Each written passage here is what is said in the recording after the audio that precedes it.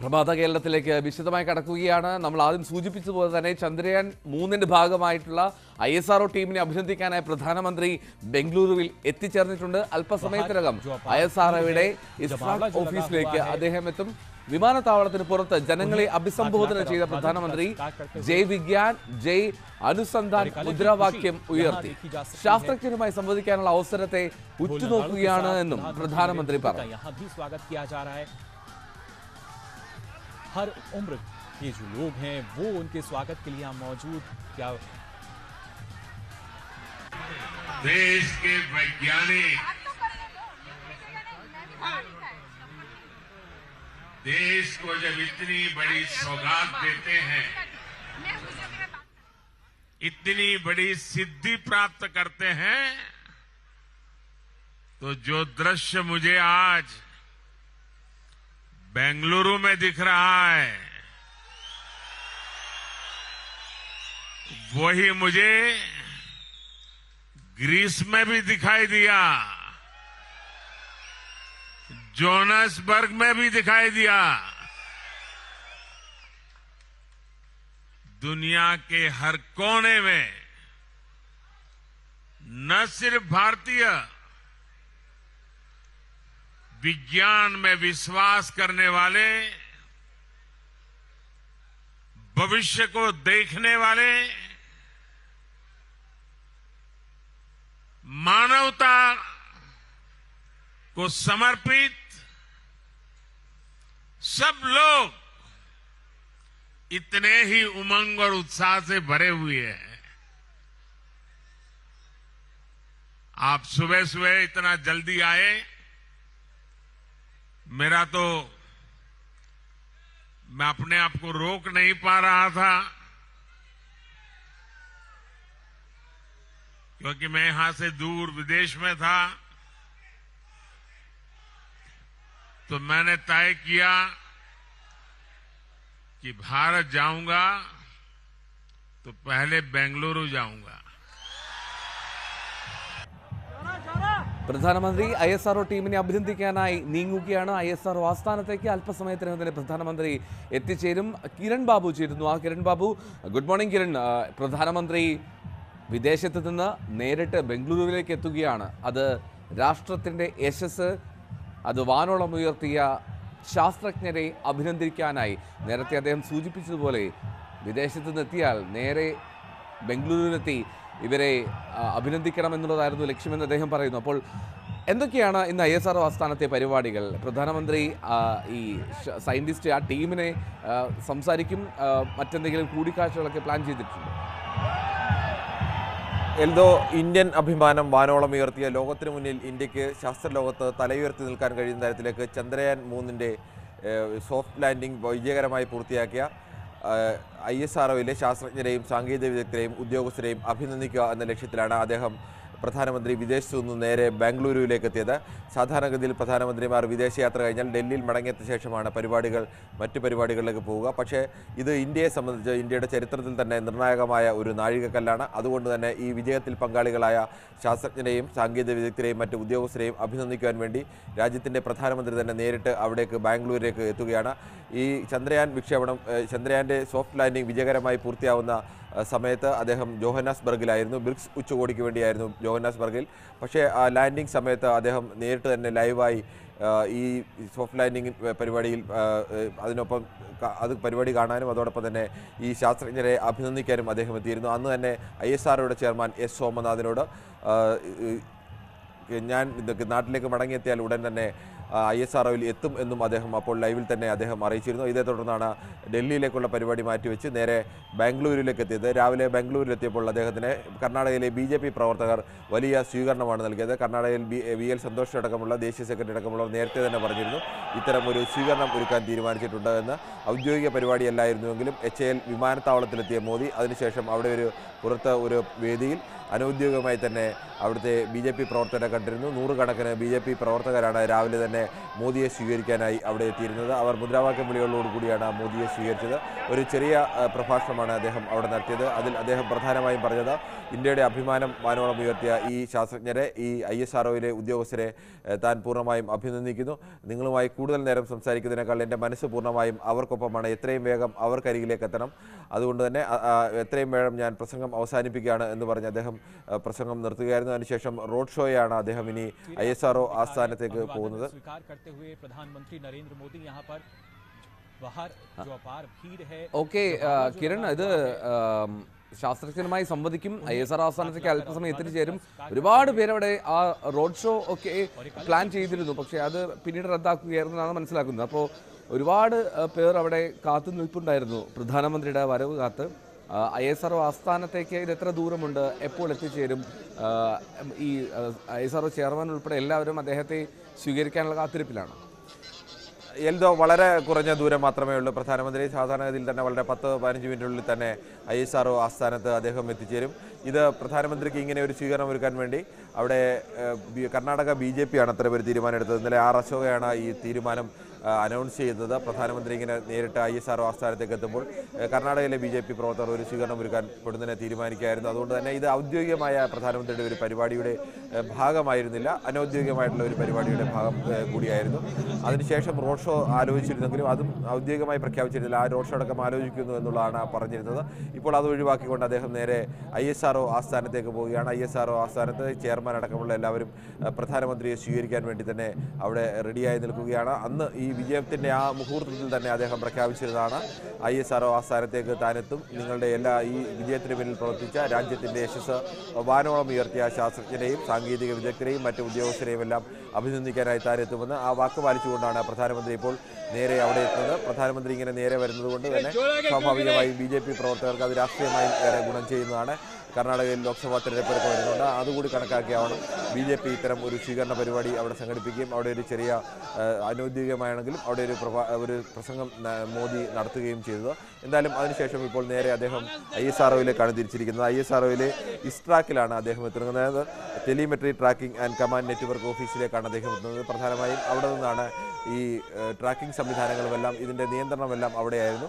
ആ ഓഫീസിലേക്കാണ് ISRO ആസ്ഥാനത്തെത്തിയാൽ അദ്ദേഹം എത്തുന്നത്. അവിടെ എത്തി ഈ പ്രധാനപ്പെട്ട ISROയിലെ ശാസ്ത്രജ്ഞന്മാരുമായും സാങ്കേതിക വിദഗ്ധരുമായും മറ്റ് ജീവനക്കാരുമായും അദ്ദേഹം സംവദിക്കും. അരമണിക്കൂറോളം അദ്ദേഹം അവിടെ ഉണ്ടാവും. അതിനുശേഷം അദ്ദേഹം ബംഗളൂരുവിൽ നിന്ന് ഡൽഹിയിലേക്ക് മടങ്ങാനാണ് ഇപ്പോഴത്തെ തീരുമാനം. രാവിലെ HAL വിമാനത്താവളത്തിലിറങ്ങിയ പ്രധാനമന്ത്രി റോഡ് മാർഗമാണ് പീനയിലെ മിഷൻ ഓപ്പറേഷൻസ് കോംപ്ലക്സിലേക്ക് പോകുന്നത്. വലിയ സ്വീകരണമാണ് അവിടെ BJP പ്രവർത്തകരും ഒപ്പം ബംഗളൂരുവിലെ ജനങ്ങളും അദ്ദേഹത്തിന് നൽകുന്നത്. രാവിലെ തന്നെ അദ്ദേഹം എക്സിൽ സോഷ്യൽ മീഡിയ പ്ലാറ്റ്ഫോമിൽ പങ്കുവച്ചിരുന്നു, ഞാൻ ബംഗളൂരുവിലെത്തി ചന്ദ്രയാൻ 3 വിജയത്തിലൂടെ രാജ്യത്തിൻ്റെ യശസ് ഉയർത്തിയ ISRO ശാസ്ത്രജ്ഞരെ കാണാനായി കാത്തിരിക്കുകയാണ്. അവരുടെ സമർപ്പണം, അഭിനിവേശം, ഇതൊക്കെയാണ് ബഹിരാകാശ മേഖലയിൽ രാജ്യത്തിൻ്റെ നേട്ടങ്ങൾക്ക് പിന്നിലെ ചാലകശക്തി എന്നായിരുന്നു നരേന്ദ്രമോദിയുടെ ട്വീറ്റ്. ആദ്യം telemetry tracking and command network ഇസ്ട്രാക്ക് സന്ദർശിക്കും പ്രധാനമന്ത്രി. ഈ ചന്ദ്രയാൻ 3 ദൗത്യത്തിൻ്റെ പുരോഗതിയെക്കുറിച്ച് ശാസ്ത്രജ്ഞർ ഒരു ധാരണ അദ്ദേഹത്തിന് നൽകും എന്നുള്ളതാണ്. അദ്ദേഹം നേരിട്ട് അതിൻ്റെ വിവരങ്ങൾ ചോദിച്ചറിയുമെന്നാണ്. അല്പസമയത്തിനകം തന്നെ ISRO ആസ്ഥാനത്തേക്ക് പ്രധാനമന്ത്രി നരേന്ദ്രമോദി എത്തും. ഇപ്പോൾ റോഡ് സൈഡിൽ നിന്നുള്ള കാഴ്ചകളാണ് കാണുന്നത്. ഇന്ത്യയുടെ പതാകയേന്തി നിരവധി പേർ പ്രധാനമന്ത്രിയുടെ വരവ് കാത്തു നിൽക്കുന്നു. നേരെ ISRO ആസ്ഥാനത്തേക്ക് അവിടെ ശാസ്ത്രജ്ഞരുമായി സംവദിക്കും. കിരൺ ബാബു തുടരുന്നുണ്ട്. കിരൺ, എത്ര സമയം ആണ് നീണ്ടു നിൽക്കുക? അത് ഈ ISRO ശാസ്ത്രജ്ഞർ പ്രധാനമായും ചന്ദ്രയാൻ 3 പുരോഗതി അദ്ദേഹവുമായി സംവദിക്കും. ഒപ്പം തന്നെ മറ്റ് കാര്യങ്ങൾ എന്തെങ്കിലും പ്രത്യേക ആഘോഷ പരിപാടികൾ എന്തെങ്കിലും ഇന്ന് പ്ലാൻ ചെയ്തിട്ടുണ്ടോ? എൽദോ, സ്വാഭാവികമായി ഉണ്ടാകുന്ന ആഘോഷ പരിപാടികൾക്കപ്പുറം ഇന്ന് 8:30 തന്നെ അദ്ദേഹം വിമാനത്താവളത്തിൽ തിരിച്ച് അദ്ദേഹത്തിന് എത്തേണ്ടതുണ്ട്. ഔദ്യോഗിക പരിപാടി അങ്ങനെയാണ്. 8:30 വിമാനത്താവളത്തെത്തി നേരെ ഡൽഹിക്ക് മടങ്ങുന്നു എന്നുള്ളതാണ്. അരമണിക്കൂർ സമയമാണ് അദ്ദേഹത്തിന് അവിടെ ചെലവഴിക്കാൻ കഴിയുന്നത്. സ്വാഭാവികമായും ഇതിലൊക്കെ ചിലപ്പോൾ ചെറിയ രീതിയിലുള്ള മാറ്റങ്ങളുണ്ടാകും. രാവിലെ തന്നെ സമയത്തിൽ ചെറിയ മാറ്റങ്ങൾ ഉണ്ടായിട്ടുണ്ട്. അത് പ്രധാനമന്ത്രിയുടെ അവരുമായുള്ള സംസാരിക്കാനെടുക്കുന്ന സമയം ഒക്കെ അനുസരിച്ച് ചെറിയ മാറ്റങ്ങളുണ്ടാകും. എന്തായാലും ദീർഘമായ ഒരു സമയം അവിടെ ഉണ്ടാകില്ല. തിരിച്ച് അദ്ദേഹത്തിൻ്റെ ചാർട്ട് ചെയ്തിരിക്കുന്നത് 8:30 ഫ്ലൈറ്റിലേക്ക് അദ്ദേഹം തിരിച്ച് ഡൽഹിക്ക് ഡൽഹിയിലേക്ക് പോകുന്നു എന്നതാണ്. അതുകൊണ്ട് തന്നെ ഇപ്പോൾ അദ്ദേഹം റോഡ് ഷോ ഒഴിവാക്കിയെങ്കിൽ പോലും റോഡ് ഷോയുടെ രീതിയിൽ തന്നെയാണ് നിരവധി ആളുകൾ പ്രധാനമന്ത്രിയെ കാണുവാൻ വേണ്ടി റോഡിൻ്റെ വശത്ത് ആളുകൾക്ക് നിൽക്കാൻ വേണ്ടി പ്രത്യേകമായി ഒരുക്കിയിരിക്കുന്ന ബാരിക്കേഡുകൾക്ക് പുറകിൽ ദേശീയ പതാകയുമായി നിരവധി ആളുകൾ ഇപ്പോൾ തന്നെ എത്തിച്ചേർന്നിട്ടുണ്ട്. അതുകൊണ്ട് തന്നെ റോഡ് ഷോ ഒഴിവാക്കിയെങ്കിൽ പോലും ആളുകൾക്ക് എന്തായാലും പ്രധാനമന്ത്രി ഇത്തരം കാര്യങ്ങളിൽ ആളുകൾ വശത്ത് നിൽക്കുന്ന ആളുകളെ കൈവീശി കാണിക്കാനും അല്ലെങ്കിൽ അവരെ കൈവീശി കാണിച്ചിട്ട് തന്നെയാവും അദ്ദേഹം പോവുക. സാധാരണഗതിയിൽ അത്തരത്തിൽ അദ്ദേഹം പ്രതികരണങ്ങൾ നടത്താറുള്ള വ്യക്തി കൂടിയാണ് പ്രധാനമന്ത്രി നരേന്ദ്രമോദി. എന്തായാലും റോഡ് ഷോ ഒഴിവാക്കിയെങ്കിൽ പോലും ഇത്തരത്തിൽ ആളുകൾ വഴിക്ക് കാത്തു നിൽപ്പുണ്ട്. അതോടൊപ്പം തന്നെ അദ്ദേഹത്തിന് പെട്ടെന്ന് മടങ്ങണം എന്നുള്ളത് കൊണ്ടാവും ISROയിലേക്ക് തന്നെയാണ് നേരെ എത്തുന്നത്. ഇസ്ട്രാക്കിൻ്റെ ഓഫീസിലേക്കാണ് അദ്ദേഹം എത്തുന്നത്. അവിടെ വെച്ചാണ് ഈ പ്രധാനപ്പെട്ട ISROയിലെ ജീവനക്കാരുമായും ഈ ശാസ്ത്രജ്ഞന്മാരുമായും അതോടൊപ്പം ഈ സാങ്കേതിക വിദഗ്ധരുമായിട്ടൊക്കെ അദ്ദേഹം സംവദിക്കുക. അതിനുശേഷം നേരെ അദ്ദേഹം മടങ്ങുന്നു. പ്രധാനമായും അവിടെ എത്തുന്നത് ഒരു രാജ്യം അവിടുത്തെ ശാസ്ത്രജ്ഞർക്ക് അല്ലെങ്കിൽ ഈ ഒരു അഭിമാന നേട്ടത്തിന് പിന്നിൽ പ്രവർത്തിച്ച വ്യക്തികൾക്ക് ഒരു രാജ്യം അവരെ ബഹുമാനിക്കുന്നു. അവരുടെ ആസ്ഥാനത്തേക്ക് നേരിട്ട് പ്രധാനമന്ത്രി തന്നെ എത്തി അവർക്ക് അഭിനന്ദനങ്ങൾ അറിയിക്കുന്നു എന്ന് പറയുമ്പോൾ ആ ശാസ്ത്ര നേട്ടത്തെ ഒരു രാജ്യം ബഹുമാനിക്കുന്നു എന്നുള്ളൊരു സൂചന ലോകത്തിന് മുന്നിൽ നൽകുകയാണ്. ലോകത്തിന് മുന്നിൽ ഇന്ത്യക്ക് തലയെടുപ്പോട് നിൽക്കാൻ കഴിയുന്ന തരത്തിലേക്ക് ശാസ്ത്ര ലോകത്ത് തലയെടുപ്പോട് നിൽക്കാൻ കഴിയുന്ന തരത്തിലേക്ക് ഒരു അഭിമാന നേട്ടം സ്വന്തമാക്കിയത് ഇസ്രോയിലെ ശാസ്ത്രജ്ഞരും സാങ്കേതിക വിദഗ്ധരും ചേർന്നാണ്. അതുകൊണ്ട് തന്നെ ഇന്ത്യക്ക് ലോകത്തെ ചന്ദ്രൻ്റെ ദക്ഷിണധ്രുവത്തിൽ ഇറങ്ങുന്ന ആദ്യത്തെ രാജ്യമായും ചന്ദ്രനിലേക്ക് ഈ തരത്തിൽ സോഫ്റ്റ് ലാൻഡിംഗ് നടത്തുന്ന 4ാമത്തെ രാജ്യമായും മാറാൻ കഴിഞ്ഞു. ലോകത്ത് ഒട്ടേറെ വികസിത രാജ്യങ്ങൾക്കടക്കം എല്ലാ രാജ്യങ്ങൾക്കും കഴിയാത്ത ഒരു നേട്ടത്തിലേക്കടക്കം ഇന്ത്യക്ക് നേടാൻ കഴിഞ്ഞു എന്നത് ബഹിരാകാശ രംഗത്ത് ISRO തുടങ്ങിയ കാലം മുതൽ തന്നെ ലോകത്തിൻ്റെ ബഹിരാകാശ രംഗത്ത് ഇന്ത്യക്ക് ഇത്തരത്തിൽ ഒരു വലിയ മുന്നേറ്റം ഉണ്ടായിരുന്നു. അമേരിക്കയും റഷ്യയ്ക്കും ഒപ്പം തന്നെ ഇന്ത്യക്കും ബഹിരാകാശ രംഗത്ത് നെഹ്റുവിൻ്റെ കാലത്ത് തുടങ്ങിയ ISROയാണ്. ആ കാലം മുതൽ വിക്രം സാരാഭായ് രൂപീകരിച്ച നേതൃത്വത്തിൽ തുടങ്ങിയ ISRO ആ കാലം മുതൽ തന്നെ ഇന്ത്യക്ക് അഭിമാന നേട്ടങ്ങളുടേതാണ്. ആ അഭിമാന നേട്ടങ്ങളെ ഇപ്പോൾ ഒരു പടി കൂടി മുന്നോട്ട് വെക്കുന്ന തരത്തിലേക്കാണ് ചന്ദ്രയാൻ 3ൻ്റെ വിജയമുണ്ടായിരിക്കുന്നത്. അതുകൊണ്ട് തന്നെ എല്ലാ കാലത്തും ISROയിലെ ശാസ്ത്രജ്ഞന്മാരെ അല്ലെങ്കിൽ ISROയെ ഇന്ത്യൻ ഭരണകൂടം വളരെ ബഹുമാനത്തോടു കൂടിയും ആദരവോടുകൂടിയും ആണ് കണ്ടിരുന്നത്. അത്തരത്തിലേക്കുള്ള എല്ലാ പ്രോത്സാഹനവും ഇന്ത്യക്ക് നൽകിയിരുന്നു. മറ്റ് ശാസ്ത്ര മേഖലകളിലൊക്കെ നിൽക്കുന്നതിനേക്കാൾ ഒരു പടി കൂടി മുന്നിൽ നിൽക്കാൻ മറ്റേതെങ്കിലും മേഖലയിലൊക്കെ നമ്മൾ ആദ്യ 5ലോ 10ലോ ഒക്കെ എത്താൻ കഴിഞ്ഞില്ലെങ്കിൽ ബഹിരാകാശ മേഖലയിൽ ഇന്ത്യയുടെ അവസ്ഥ അങ്ങനെയായിരുന്നില്ല. തുടക്കം മുതൽ തന്നെ ഇന്ത്യക്ക് ബഹിരാകാശ മേഖലയിൽ ലോകരാജ്യങ്ങളുടെ മുൻനിരയിൽ തന്നെ സീറ്റ് ഉണ്ടായിരുന്ന ഒരു രാജ്യമാണ്. അമേരിക്കയും റഷ്യയും മാത്രമാണ് നമ്മളുടെ മുന്നിൽ നിൽക്കുന്ന രാജ്യം എന്ന് പറയാൻ. പിന്നീടാണ് ചൈന അടക്കമുള്ള രാജ്യങ്ങൾ അത്തരം നേട്ടങ്ങളിലേക്ക് വന്നത്. പക്ഷേ ഇപ്പോഴും ലോകത്തെ 3ഓ 4ഓ രാജ്യങ്ങളിൽ ഒന്നായി നിലനിൽക്കാൻ ISROയ്ക്ക് ഇന്ത്യൻ ബഹിരാകാശ മേഖലയ്ക്ക് കഴിയുന്നുണ്ട്. അത്തരം ഒരു നേട്ടത്തിന് പിന്നിൽ പ്രവർത്തിച്ചുകൊണ്ടിരിക്കുന്നത് ഈ ISROയിലെ ശാസ്ത്രജ്ഞരും സാങ്കേതിക വിദഗ്ധരും ഒക്കെ ചേർന്നാണ്. ഒരു കാലത്ത് ഇന്ത്യയുടെ രാഷ്ട്രപതിയായ അബ്ദുൽ കലാം വന്നതും ISRO അദ്ദേഹത്തിൻ്റെ മികവിനപ്പുറത്തേക്ക് ഈ സ്ഥാപനവുമായി ബന്ധപ്പെട്ട അദ്ദേഹത്തിൻ്റെ മികവുകൾ കൂടി കണക്കിലെടുത്തായിരുന്നു. എന്നുവെച്ചാൽ ആ സ്ഥാപനത്തിലെ ഏറ്റവും പ്രധാനപ്പെട്ട ആളുകളെ ആ സ്ഥാപനം നയിക്കുന്ന ആളുകളെ അത്രത്തോളം ബഹുമാനത്തോടുകൂടി ആദരവോടുകൂടി സ്നേഹത്തോടുകൂടിയൊക്കെയാണ് ഇന്ത്യൻ ജനതയടക്കം കാണുന്നത്. ഇന്ത്യയിലെ എല്ലാ ഭരണകൂടങ്ങളും അത്തരത്തിലാണ് അവരെ അടക്കം കണ്ടിരുന്നത്. അതിൻ്റെ കൂടി ഒരു തെളിവാണ് നേരിട്ട് ആസ്ഥാനത്തെത്തിയിട്ട് ISROയുടെ ആസ്ഥാനത്തെത്തി പ്രധാനമന്ത്രി തന്നെ രാജ്യത്തിൻ്റെ ആദരം, രാജ്യത്തിൻ്റെ ആശംസ, രാജ്യത്തിൻ്റെ അഭിനന്ദനം ഒക്കെ അറിയിക്കുന്നത്. അത് ഇനിയും തുടർന്നുള്ള വലിയ നേട്ടങ്ങൾക്ക് അവർക്കൊരു പ്രചോദനമേകുക. രാജ്യം അത്രത്തോളം വിലമതിക്കുന്നുണ്ട് ഈ ISROയുടെ പ്രവർത്തനങ്ങളെ എന്നതുകൂടിയാണ്.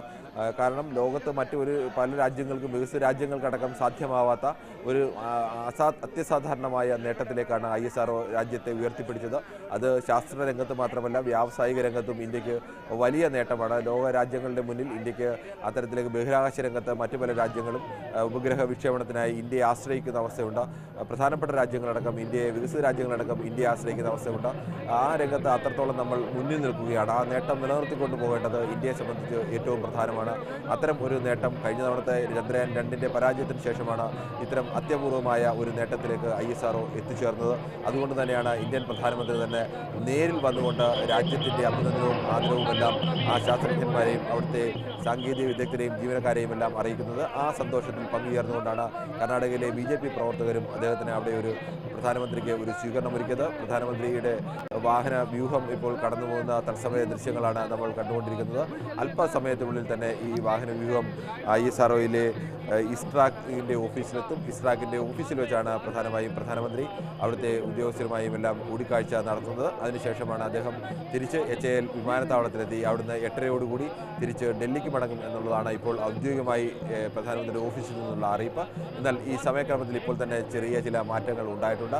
അതിനിയും ചിലപ്പോൾ മാറ്റങ്ങൾ ഉണ്ടാകാനുള്ള സാധ്യതയുണ്ട്. എന്തായാലും വലിയ തരത്തിലേക്ക് ഈ സമയക്രമത്തിൽ മാറ്റമുണ്ടാകാനുള്ള സാധ്യത കുറവാണ്. സാധാരണ പ്രധാനമന്ത്രിമാരുടെ പരിപാടികൾ അങ്ങനെ വലിയ മാറ്റങ്ങൾ ഉണ്ടാകാനുള്ള സാധ്യതയില്ല. പക്ഷേ ഇതൊരു സവിശേഷമായ പരിപാടിയാണ്. അങ്ങനെ ഒരു ഔദ്യോഗിക പരിപാടി എന്നതിനപ്പുറത്തേക്ക് ഒരു അനൗദ്യോഗിക സ്വഭാവം കൂടി ഈ പരിപാടിക്കൊപ്പം ചേർത്തിരുന്നു. അതുകൊണ്ട് തന്നെ ചെറിയ രീതിയിലുള്ള സമയമാറ്റങ്ങൾ ഉണ്ടാകാൻ സാധ്യതയുണ്ട്. നമുക്ക് ദൃശ്യങ്ങൾ തന്നെ കാണാം.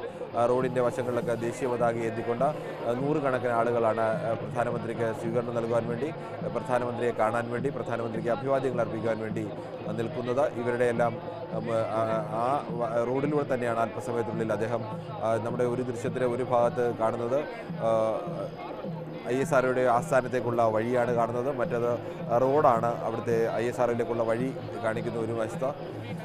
മറ്റൊന്ന് അവിടുത്തെ പ്രധാന വേദിയാണ്. ഈ വേദിയിലേക്കാണ്. വേദിയുടെ ദൃശ്യങ്ങളും നമ്മുടെ ഒരു ചാനൽ ബോക്സിൽ കാണാൻ കഴിയുന്നതാണ്. എന്തായാലും അല്പസമയത്തിന് ഏതാനും മിനിറ്റുകൾക്കുള്ളിൽ തന്നെ അദ്ദേഹം അവിടെ എത്തിച്ചേരും. സ്വാഭാവികമായും ISROയിലെ എല്ലാ ജീവനക്കാരും, ശാസ്ത്രജ്ഞന്മാർ മുതൽ അവിടുത്തെ ഏറ്റവും സാധാരണക്കാരായ ജീവനക്കാർ വരെ ഒരു അഭിമാന മുഹൂർത്തത്തിലായും ഇപ്പോൾ നിൽക്കുന്നത്. അവരുടെ ഒരു നേട്ടത്തിന് അഭിനന്ദനം അറിയിക്കുവാൻ വേണ്ടി രാജ്യത്തിൻ്റെ പ്രധാനമന്ത്രി തന്നെ അവരുടെ ഓഫീസിലേക്ക് എത്തുന്നു എന്നുള്ളതാണ്. അവരുടെ പ്രധാനമന്ത്രി ഏതെങ്കിലും തരത്തിൽ ഔദ്യോഗികമായ പ്രതികരണം നടത്തുകയോ അല്ലെങ്കിൽ ഏതെങ്കിലും സമൂഹ മാധ്യമങ്ങൾ വഴി പ്രതികരണം നടത്തുകയോ ഒന്നുമല്ല. അതിനപ്പുറത്തേക്ക് അവരുടെ ഓഫീസിലേക്ക് നേരിട്ടെത്തി ഒരു പ്രധാനമന്ത്രി അഭിനന്ദനം അറിയിക്കുന്നു എന്ന് പറയുമ്പോൾ അത്രത്തോളം ആ സ്ഥാപനം ആദരിക്കപ്പെടുകയാണ്. അല്ലെങ്കിൽ രാജ്യം അത്രത്തോളം ഈ സ്ഥാപനത്തെ വിലമതിക്കുന്നു. അത്രത്തോളം നിങ്ങളെ ഈ രാജ്യത്തിൻ്റെ അഭിമാനം ഉയർത്താൻ വേണ്ടി നിങ്ങൾ അത്രത്തോളം ഈ രാജ്യത്തിന് അനിവാര്യമാണ് എന്നുള്ള ഒരു ഓർമ്മപ്പെടുത്തൽ കൂടിയാണ്. അല്ലെങ്കിൽ അത്തരത്തിലേക്കുള്ള ഒരു വലിയ അംഗീകാരം കൂടിയാണ് നൽകുന്നത്. തുടക്കം മുതൽ ISROയുടെ, ഞാൻ നേരത്തെ പറഞ്ഞു, ISRO തുടങ്ങിയ കാലം മുതൽ, നെഹ്റുവിൻ്റെ കാലം മുതൽ ഇന്ത്യക്ക് അന്ന് കൊടും പട്ടിണിയിലൊക്കെ നിൽക്കുന്ന ഘട്ടത്തിലാണ്. ഇന്ത്യയിലെ പകുതിയോളം ജനങ്ങളടക്കം പട്ടിണി നിൽക്കുമ്പോൾ കിരൺ സൂചിപ്പിച്ചതുപോലെ പ്രധാനമന്ത്രിയുടെ വാഹന വ്യൂഹം അതാ കടന്നു വരികയാണ്. ISRO ആസ്ഥാനത്തേക്കുള്ള വഴി മധ്യയിലാണ് ഇപ്പോൾ പ്രധാനമന്ത്രി. വലിയ സുരക്ഷയിലാണ് ബംഗളൂരു നഗരം. റോഡിൻ്റെ വശങ്ങളിൽ ഒരുപാട് പേർ കാത്തു നിൽക്കുന്നുണ്ട് പ്രധാനമന്ത്രിയെ. പക്ഷേ ഒരു റോഡ് ഷോ അത് പ്ലാൻ മാറ്റി ഇപ്പോൾ റോഡ് ഷോ ആയിട്ടില്ല. പക്ഷേ വാഹന വ്യൂഹം കടന്നു പോകുന്ന വഴികളിലെല്ലാം ഒരുപാട് പേർ കാത്തു നിൽക്കുന്നു പ്രധാനമന്ത്രിയെ കാണുന്നതിനായി. അദ്ദേഹം പോകുന്നത് നേരെ ISRO ആസ്ഥാനത്തേക്കാണ്. രാജ്യത്തിൻ്റെ യശസ് ഉയർത്തിയ, രാജ്യത്തിൻ്റെ അഭിമാനം അത് വാനോളം എത്തിച്ച ശാസ്ത്രജ്ഞർക്ക് അഭിനന്ദനം, അത് അർഹിക്കുന്ന അഭിനന്ദനം നൽകാനായി പ്രധാനമന്ത്രി നേരിട്ട് ISRO ആസ്ഥാനത്തേക്ക് പോകുന്നു. ഇസ്രാക്കിലെത്തി അവിടെ ISRO ചെയർമാൻ ഉൾപ്പെടെയുള്ള ശാസ്ത്രജ്ഞരുമായി അദ്ദേഹം സംവദിക്കും.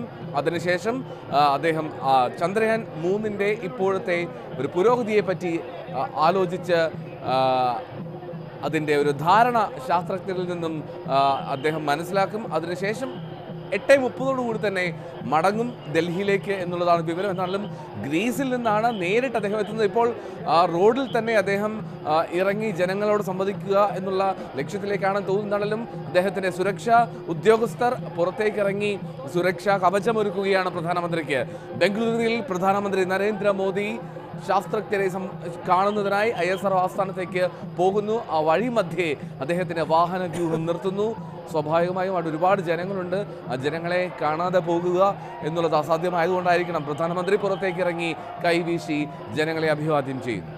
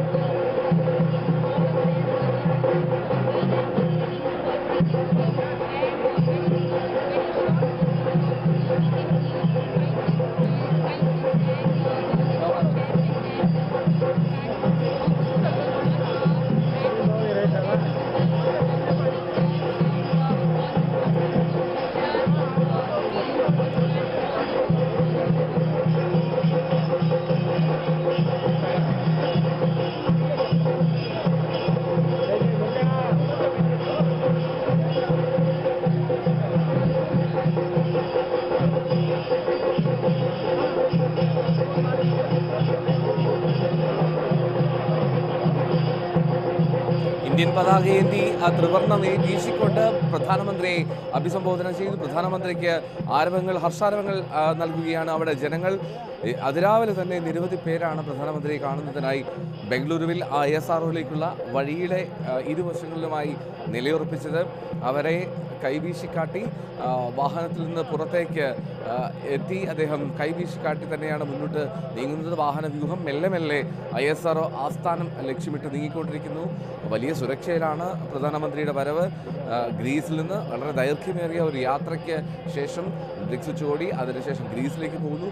ഗ്രീസിൽ നിന്ന് നേരിട്ട് ബംഗളൂരുവിലേക്കാണ് അദ്ദേഹം വരുന്നത് ശാസ്ത്രജ്ഞരെ അഭിനന്ദിക്കാനായി. അത് നേരിൽ കണ്ട് തന്നെ അഭിനന്ദിക്കണം. അത് രാജ്യത്തിൻ്റെ അഭിമാനം, യശസ്, അത് ഉയർത്തിയ ശാസ്ത്രജ്ഞർക്ക് നേരിട്ടുള്ള അഭിനന്ദനം അത് അർഹിക്കുന്നു എന്നുള്ളത് തന്നെയായിരുന്നു പ്രധാനമന്ത്രിയുടെയും രാഷ്ട്രത്തിൻ്റെയും നിലപാട്.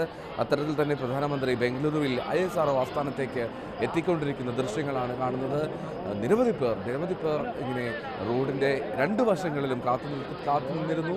അത് രാവിലെ മുതൽ തന്നെ അവരെല്ലാവരെയും കൈവീശി കാട്ടി പ്രധാനമന്ത്രി ഇപ്പോൾ ISROയുടെ ആസ്ഥാനത്തേക്കുള്ള വഴിയെ നീങ്ങിക്കൊണ്ടിരിക്കുകയാണ്. നിരവധി പേർ രാവിലെ തന്നെ നിലയുറപ്പിച്ചിരുന്നു പ്രധാനമന്ത്രിയെ കാണുന്നതിനായി. കിരൺ ബാബു തുടരുന്നുണ്ട് ന്യൂസ് ഡെസ്കിൽ നിന്ന്. കിരൺ, ഒരുപാട് പേർ അവിടെ പ്രധാനമന്ത്രിയെ കാണാൻ റോഡിൻ്റെ രണ്ട് വശങ്ങളിലും ഉണ്ടായിരുന്നു. വലിയ സുരക്ഷാ വലയത്തിലാണ് ബംഗളൂരു നഗരം. ഇപ്പോഴും ആ യാത്ര തുടരുകയാണ്.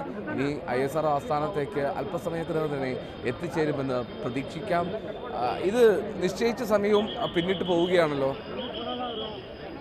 തന്നെ നമ്മൾ സൂചിപ്പിച്ചിരുന്നു, പ്രധാനമന്ത്രി നരേന്ദ്രമോദിയുടെ ഒരു പൊതു രീതി അങ്ങനെ തന്നെയാണ്. അദ്ദേഹം സാധാരണഗതിയിൽ ഇത്തരത്തിൽ ജനങ്ങൾ വന്നു കഴിഞ്ഞാൽ അവരെ അഭിസംബോധന ചെയ്തുകൊണ്ട് അല്ലെങ്കിൽ അവരെ കൈവീശി കാണിച്ചുകൊണ്ട് അവരെ പ്രത്യഭിവാദ്യം ചെയ്തുകൊണ്ട് മുന്നോട്ട് പോകുന്ന രീതി തന്നെയാണ് അദ്ദേഹത്തിനുള്ളത്.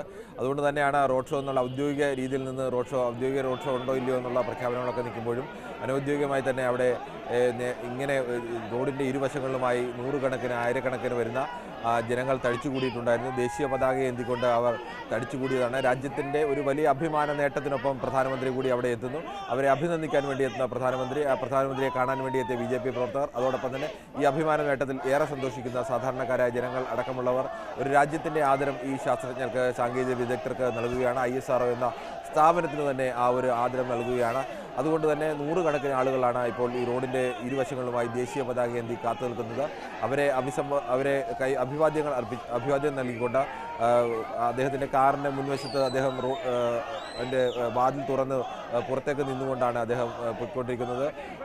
റോഡിൻ്റെ വശങ്ങളിൽ നിന്ന് ജനങ്ങൾ പുഷ്പവൃഷ്ടിയും നടത്തുന്നുണ്ട്. മോദി മുദ്രാവാക്യങ്ങൾ ആവർത്തിച്ച് മുഴക്കുന്നുണ്ട്. എന്തായാലും നേരത്തെ എൽദോ സൂചിപ്പിച്ചതുപോലെ തന്നെ അതിൻ്റെ സമയക്രമത്തിൽ ഇപ്പോൾ എന്തായാലും മാറ്റം വന്നിരിക്കുകയാണ്. അദ്ദേഹം 7:30 അവിടെ എത്തി അവിടുത്തെ പരിപാടികൾ തുടങ്ങേണ്ടതായിരുന്നു. പക്ഷേ പരിപാടികൾ അവിടെ ഇപ്പോഴും തുടങ്ങിയിട്ടില്ല. അവിടേക്ക് എത്തുന്നത് മാത്രമേ ഉള്ളൂ. ISRO ആസ്ഥാനത്തേക്ക് ഇനി കുറഞ്ഞ ദൂരം മാത്രമാണുള്ളത്. പക്ഷേ 10 മിനിറ്റ് കൊണ്ട് എത്താൻ കഴിയുന്ന ദൂരമാണ് പ്രധാനമന്ത്രിയുടെയൊക്കെ വാഹന വ്യൂഹത്തിന്. പക്ഷേ അദ്ദേഹം റോഡിൻ്റെ വശത്ത് നിൽക്കുന്ന ജനങ്ങളെ അഭിവാദ്യം ചെയ്തുകൊണ്ടാണ് ഇപ്പോഴും നീങ്ങുന്നത്. ഇപ്പോൾ അദ്ദേഹം കാറിലേക്ക് മടങ്ങി എത്തിയിട്ടുണ്ട്. കാറിലിരുന്ന് അദ്ദേഹം വീണ്ടും കാറിൻ്റെ ഡോറ് തുറന്ന് പുറത്തു നിന്ന് തന്നെ ജനങ്ങളെ അഭിവാദ്യം ചെയ്തുകൊണ്ടാണ്, കൈവീശി കാണിച്ചുകൊണ്ടാണ് മുന്നോട്ട് നീങ്ങിക്കൊണ്ടിരിക്കുന്നത്. എന്തായാലും എത്താൻ സമയം ഇനിയും താമസിക്കാൻ സാധ്യതയുണ്ട്. ജനങ്ങൾ അത്രത്തോളം ആവേശത്തോടു കൂടി ജനങ്ങൾ വന്ന് പ്രധാനമന്ത്രിയെ കാണാനായി നിൽക്കുമ്പോൾ അവരെ പ്രത്യഭിവാദ്യം ചെയ്തു തന്നെ പോവുക എന്നുള്ള രീതി തന്നെയാണ് നരേന്ദ്രമോദിക്ക് എല്ലാ കാലത്തുമുള്ളത്. അതുകൊണ്ട് തന്നെ ആ തരത്തിൽ തന്നെയാണ് അദ്ദേഹം മുന്നോട്ട് പോകുന്നതും. ജനങ്ങൾ റോഡിൻ്റെ ഇരുവശത്തും വലിയ തോതിൽ തന്നെ കൂടി നിൽപ്പുണ്ട്. ഇപ്പോൾ ഏകദേശം ISROയുടെ ആസ്ഥാനത്തിന് അടുത്തേക്ക് അദ്ദേഹം എത്തിയിരിക്കുന്നു എന്ന് വേണം കരുതാൻ. ഇനി നേരത്തെ ISRO ആസ്ഥാനത്തിലേക്ക് കയറിയാൽ അദ്ദേഹം തിരിച്ച് സ്വാഭാവികമായും അദ്ദേഹത്തിൻ്റെ വാഹനത്തിനുള്ളിലേക്ക് തന്നെ കയറാൻ സാധ്യതയുണ്ട്. അതിനുശേഷം ISRO ആസ്ഥാനത്തെത്തിയാൽ അദ്ദേഹം അവിടെ ISPRACിൻ്റെ ഓഫീസിൽ വെച്ചാണ് telemetry tracking and command network. ഈ ISPRACാണ് പ്രധാനമായും ഇതിൻ്റെ നിയന്ത്രണം, ഈ ചന്ദ്രയാൻ 3ൻ്റെ നിയന്ത്രണങ്ങൾ ഏറ്റെടുത്ത് ആ നിയന്ത്രണം ഫലപ്രദമായ രീതിയിലേക്ക് നടപ്പാക്കിയത്. ആ വിഭാഗത്തിൻ്റെ ഓഫീസിലേക്കാണ് അദ്ദേഹം പോകുന്നത്. അവിടെ വെച്ചാണ് ISRO ചെയർമാൻ S. സോമനാഥ് അടക്കമുള്ള പ്രധാനപ്പെട്ട ശാസ്ത്രജ്ഞരുമായും സാങ്കേതിക വിദഗ്ധരുമായും മറ്റ് പ്രധാനപ്പെട്ട ഉദ്യോഗസ്ഥരുമായും സംവദിക്കുക. അതിനുശേഷം അദ്ദേഹം അരമണിക്കൂറോളം സമയം അവിടെ ചെലവഴിക്കും എന്നുള്ളതായിരുന്നു ഔദ്യോഗിക പരിപാടി. ഇനിയിപ്പോൾ എന്തായാലും സമയക്രമത്തിൽ ഇപ്പോൾ തന്നെ മാറ്റം വന്നിരിക്കുന്നു. അതുകൊണ്ട് തന്നെ ഇനിയും സമയക്രമത്തിൽ മാറ്റം വരാൻ സാധ്യതയുണ്ട്. അതിനുശേഷം അദ്ദേഹം തിരിച്ച് HAL വിമാനത്താവളത്തിൽ നിന്നാണ് ഡൽഹിക്കുള്ള അദ്ദേഹത്തിൻ്റെ ഫ്ലൈറ്റ്. ഈ ശാസ്ത്രജ്ഞരെ നേരിട്ട് അഭിനന്ദിക്കാൻ വേണ്ടി വിദേശ പര്യടനത്തിലായിരുന്നു പ്രധാനമന്ത്രി. നമ്മൾ ഈ അഭിമാന നേട്ടം രാജ്യം കൈവരിക്കുമ്പോൾ അദ്ദേഹം ജോഹന്നാസ്ബർഗിൽ പ്രധാനപ്പെട്ട ചൈനയും റഷ്യയും ബ്രസീലും അർജന്റീനയും അടക്കമുള്ള പ്രധാനപ്പെട്ട രാജ്യങ്ങളെല്ലാം പങ്കെടുക്കുന്ന ബ്രിക്സ് ഉച്ചകോടിയുടെ ചടങ്ങിലായിരുന്നു. അവിടെ വെച്ച് അദ്ദേഹം ലൈവിലൂടെയാണ് ഈ സുപ്രധാനമായ ചടങ്ങിന് രാജ്യം അതിൻ്റെ അഭിമാന മുഹൂർത്തങ്ങളിലൂടെ കടന്നു പോകുന്ന ആ നിമിഷങ്ങൾക്ക് സാക്ഷ്യം വഹിച്ചത്. ആ സമയത്ത് അദ്ദേഹം ദൂരദർശൻ്റെ ടെലിവിഷനിലൂടെ തന്നെ അദ്ദേഹം ദേശീയ പതാക വീശിക്കൊണ്ട് ഇന്ത്യയുടെ അഭിമാന നേട്ടത്തിന് ഒപ്പം ചേർന്നുകൊണ്ട് അഭിവാദ്യം അർപ്പിക്കുന്ന ദൃശ്യങ്ങളും നമ്മൾ കണ്ടിരുന്നു. അന്ന് തന്നെ അതിനുശേഷം ആദ്യം തന്നെ ISRO ചെയർമാനുമായി അദ്ദേഹം അവിടെ നിന്ന് ലൈവിലൂടെ സംസാരിക്കുകയായിരുന്നു. അപ്പോൾ തന്നെ താൻ നാട്ടിൽ തിരികെ മടങ്ങിയെത്തിയാൽ ഉടൻ തന്നെ ISROയിലെത്തി നിങ്ങളുടെ ടീമിന് പൂർണ്ണമായും അഭിനന്ദനം നേരിട്ട് അറിയിക്കും എന്നറിയിച്ചിരുന്നു. ആ വാക്ക് പാലിച്ചുകൊണ്ടാണ് ഇപ്പോൾ അദ്ദേഹം ഡൽഹിയിലേക്ക് സാധാരണഗതിയിൽ പ്രധാനമന്ത്രിമാർ വിദേശ പര്യടനത്തിന് ശേഷം രാജ്യ തലസ്ഥാനത്തേക്ക് എത്തി അവിടെ നിന്നാണ് പുതിയ പരിപാടികൾ ചാർട്ട് ചെയ്യുന്നത്. അതിനു പകരമായി നേരിട്ട് ജോഹന്നാസ്ബർഗിൽ നിന്ന് അദ്ദേഹം ഗ്രീസിലേക്കായിരുന്നു അടുത്ത അദ്ദേഹത്തിൻ്റെ സന്ദർശനം. അങ്ങനെ ദീർഘമായ ഒരു യാത്രക്കൊടുവിലാണ് ഇന്ന് രാവിലെ അദ്ദേഹം ഇവിടെ ബംഗളൂരുവിൽ എത്തുന്നത്. ബംഗളൂരുവിൽ എത്തുമ്പോൾ തന്നെ ഇന്നലെയാണ് അവസാന നിമിഷമാണ് ബാംഗ്ലൂരിലെ BJP പ്രവർത്തകർ ഇത്തരം അദ്ദേഹത്തിന് ഒരു സ്വീകരണം ഒരുക്കണം എന്ന് തീരുമാനിക്കുകയും അദ്ദേഹം അത്തരമൊരു സ്വീകരണ പരിപാടികൾ പ്രഖ്യാപിക്കുകയും ചെയ്തത്. ഇന്നലെ ദേശീയ സെക്രട്ടറി BL സന്തോഷും R അശോകും അടക്കമുള്ള പ്രധാനപ്പെട്ട നേതാക്കൾ തന്നെ ആളുകളെ അണിനിരത്തിക്കൊണ്ട് ഒരു റോഡ് ഷോയും പ്രധാനമന്ത്രിക്ക് BJP ഒരു സ്വീകരണം ഒരുക്കുന്നു എന്ന് പ്രഖ്യാപിച്ചിരുന്നു. എന്തായാലും ആ പ്രഖ്യാപനം അറിഞ്ഞുകൊണ്ട് തന്നെ ഇന്ന് രാവിലെ 6 മണി മുതൽ തന്നെ നൂറുകണക്കിന് ആയിരക്കണക്കിന് പ്രവർത്തകരാണ് അവിടെ റോഡിൻ്റെ ഇരുവശങ്ങളിലുമായി കാത്തു നിൽക്കുന്നത്. സാധാരണ ജനങ്ങളടക്കമുള്ളവർ പ്രധാനമന്ത്രിയെ കാണുവാൻ വേണ്ടി അദ്ദേഹം എത്തുന്നത് ISROയിലേക്കാണ് എന്ന ഒരു വലിയ പ്രത്യേകത. അത് രാജ്യത്തിന് തന്നെ ഏറ്റവും അഭിമാനമുയർത്തുന്ന ഒരു സ്ഥാപനമാണ്.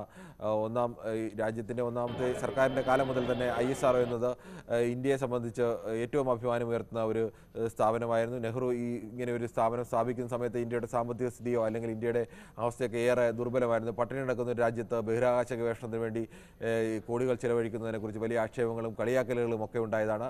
ന്യൂയോർക്ക് ടൈംസ് അടക്കം ഇന്ത്യയെ കളിയാക്കിക്കൊണ്ട് ഒരു എലൈറ്റ് ക്ലബിലേക്ക് ഒരു കർഷകൻ എത്തിച്ചെന്ന് മുട്ടുന്നു എന്നതിൻ്റെ മട്ടിലേക്ക് ISROയെക്കുറിച്ച് കാർട്ടൂണുകൾ അടക്കം വന്നാണ്. ഒരു രാജ്യം അങ്ങനെ അപമാനിക്കപ്പെടുന്ന, ലോകരാജ്യത്തിന് മുന്നിൽ അവമാനിക്കപ്പെടുന്ന ഒരു സ്ഥലത്ത് നിന്നിട്ടാണ് ISRO എന്ന സ്ഥാപനം ഇന്ത്യക്ക് മുന്നിൽ, ലോകത്തിന് മുന്നിൽ ഇന്ത്യയുടെ അഭിമാന മുദ്ര അഭിമാനപൂർവ്വം ഉയർത്തി കാണിച്ചു കൊടുത്തത്.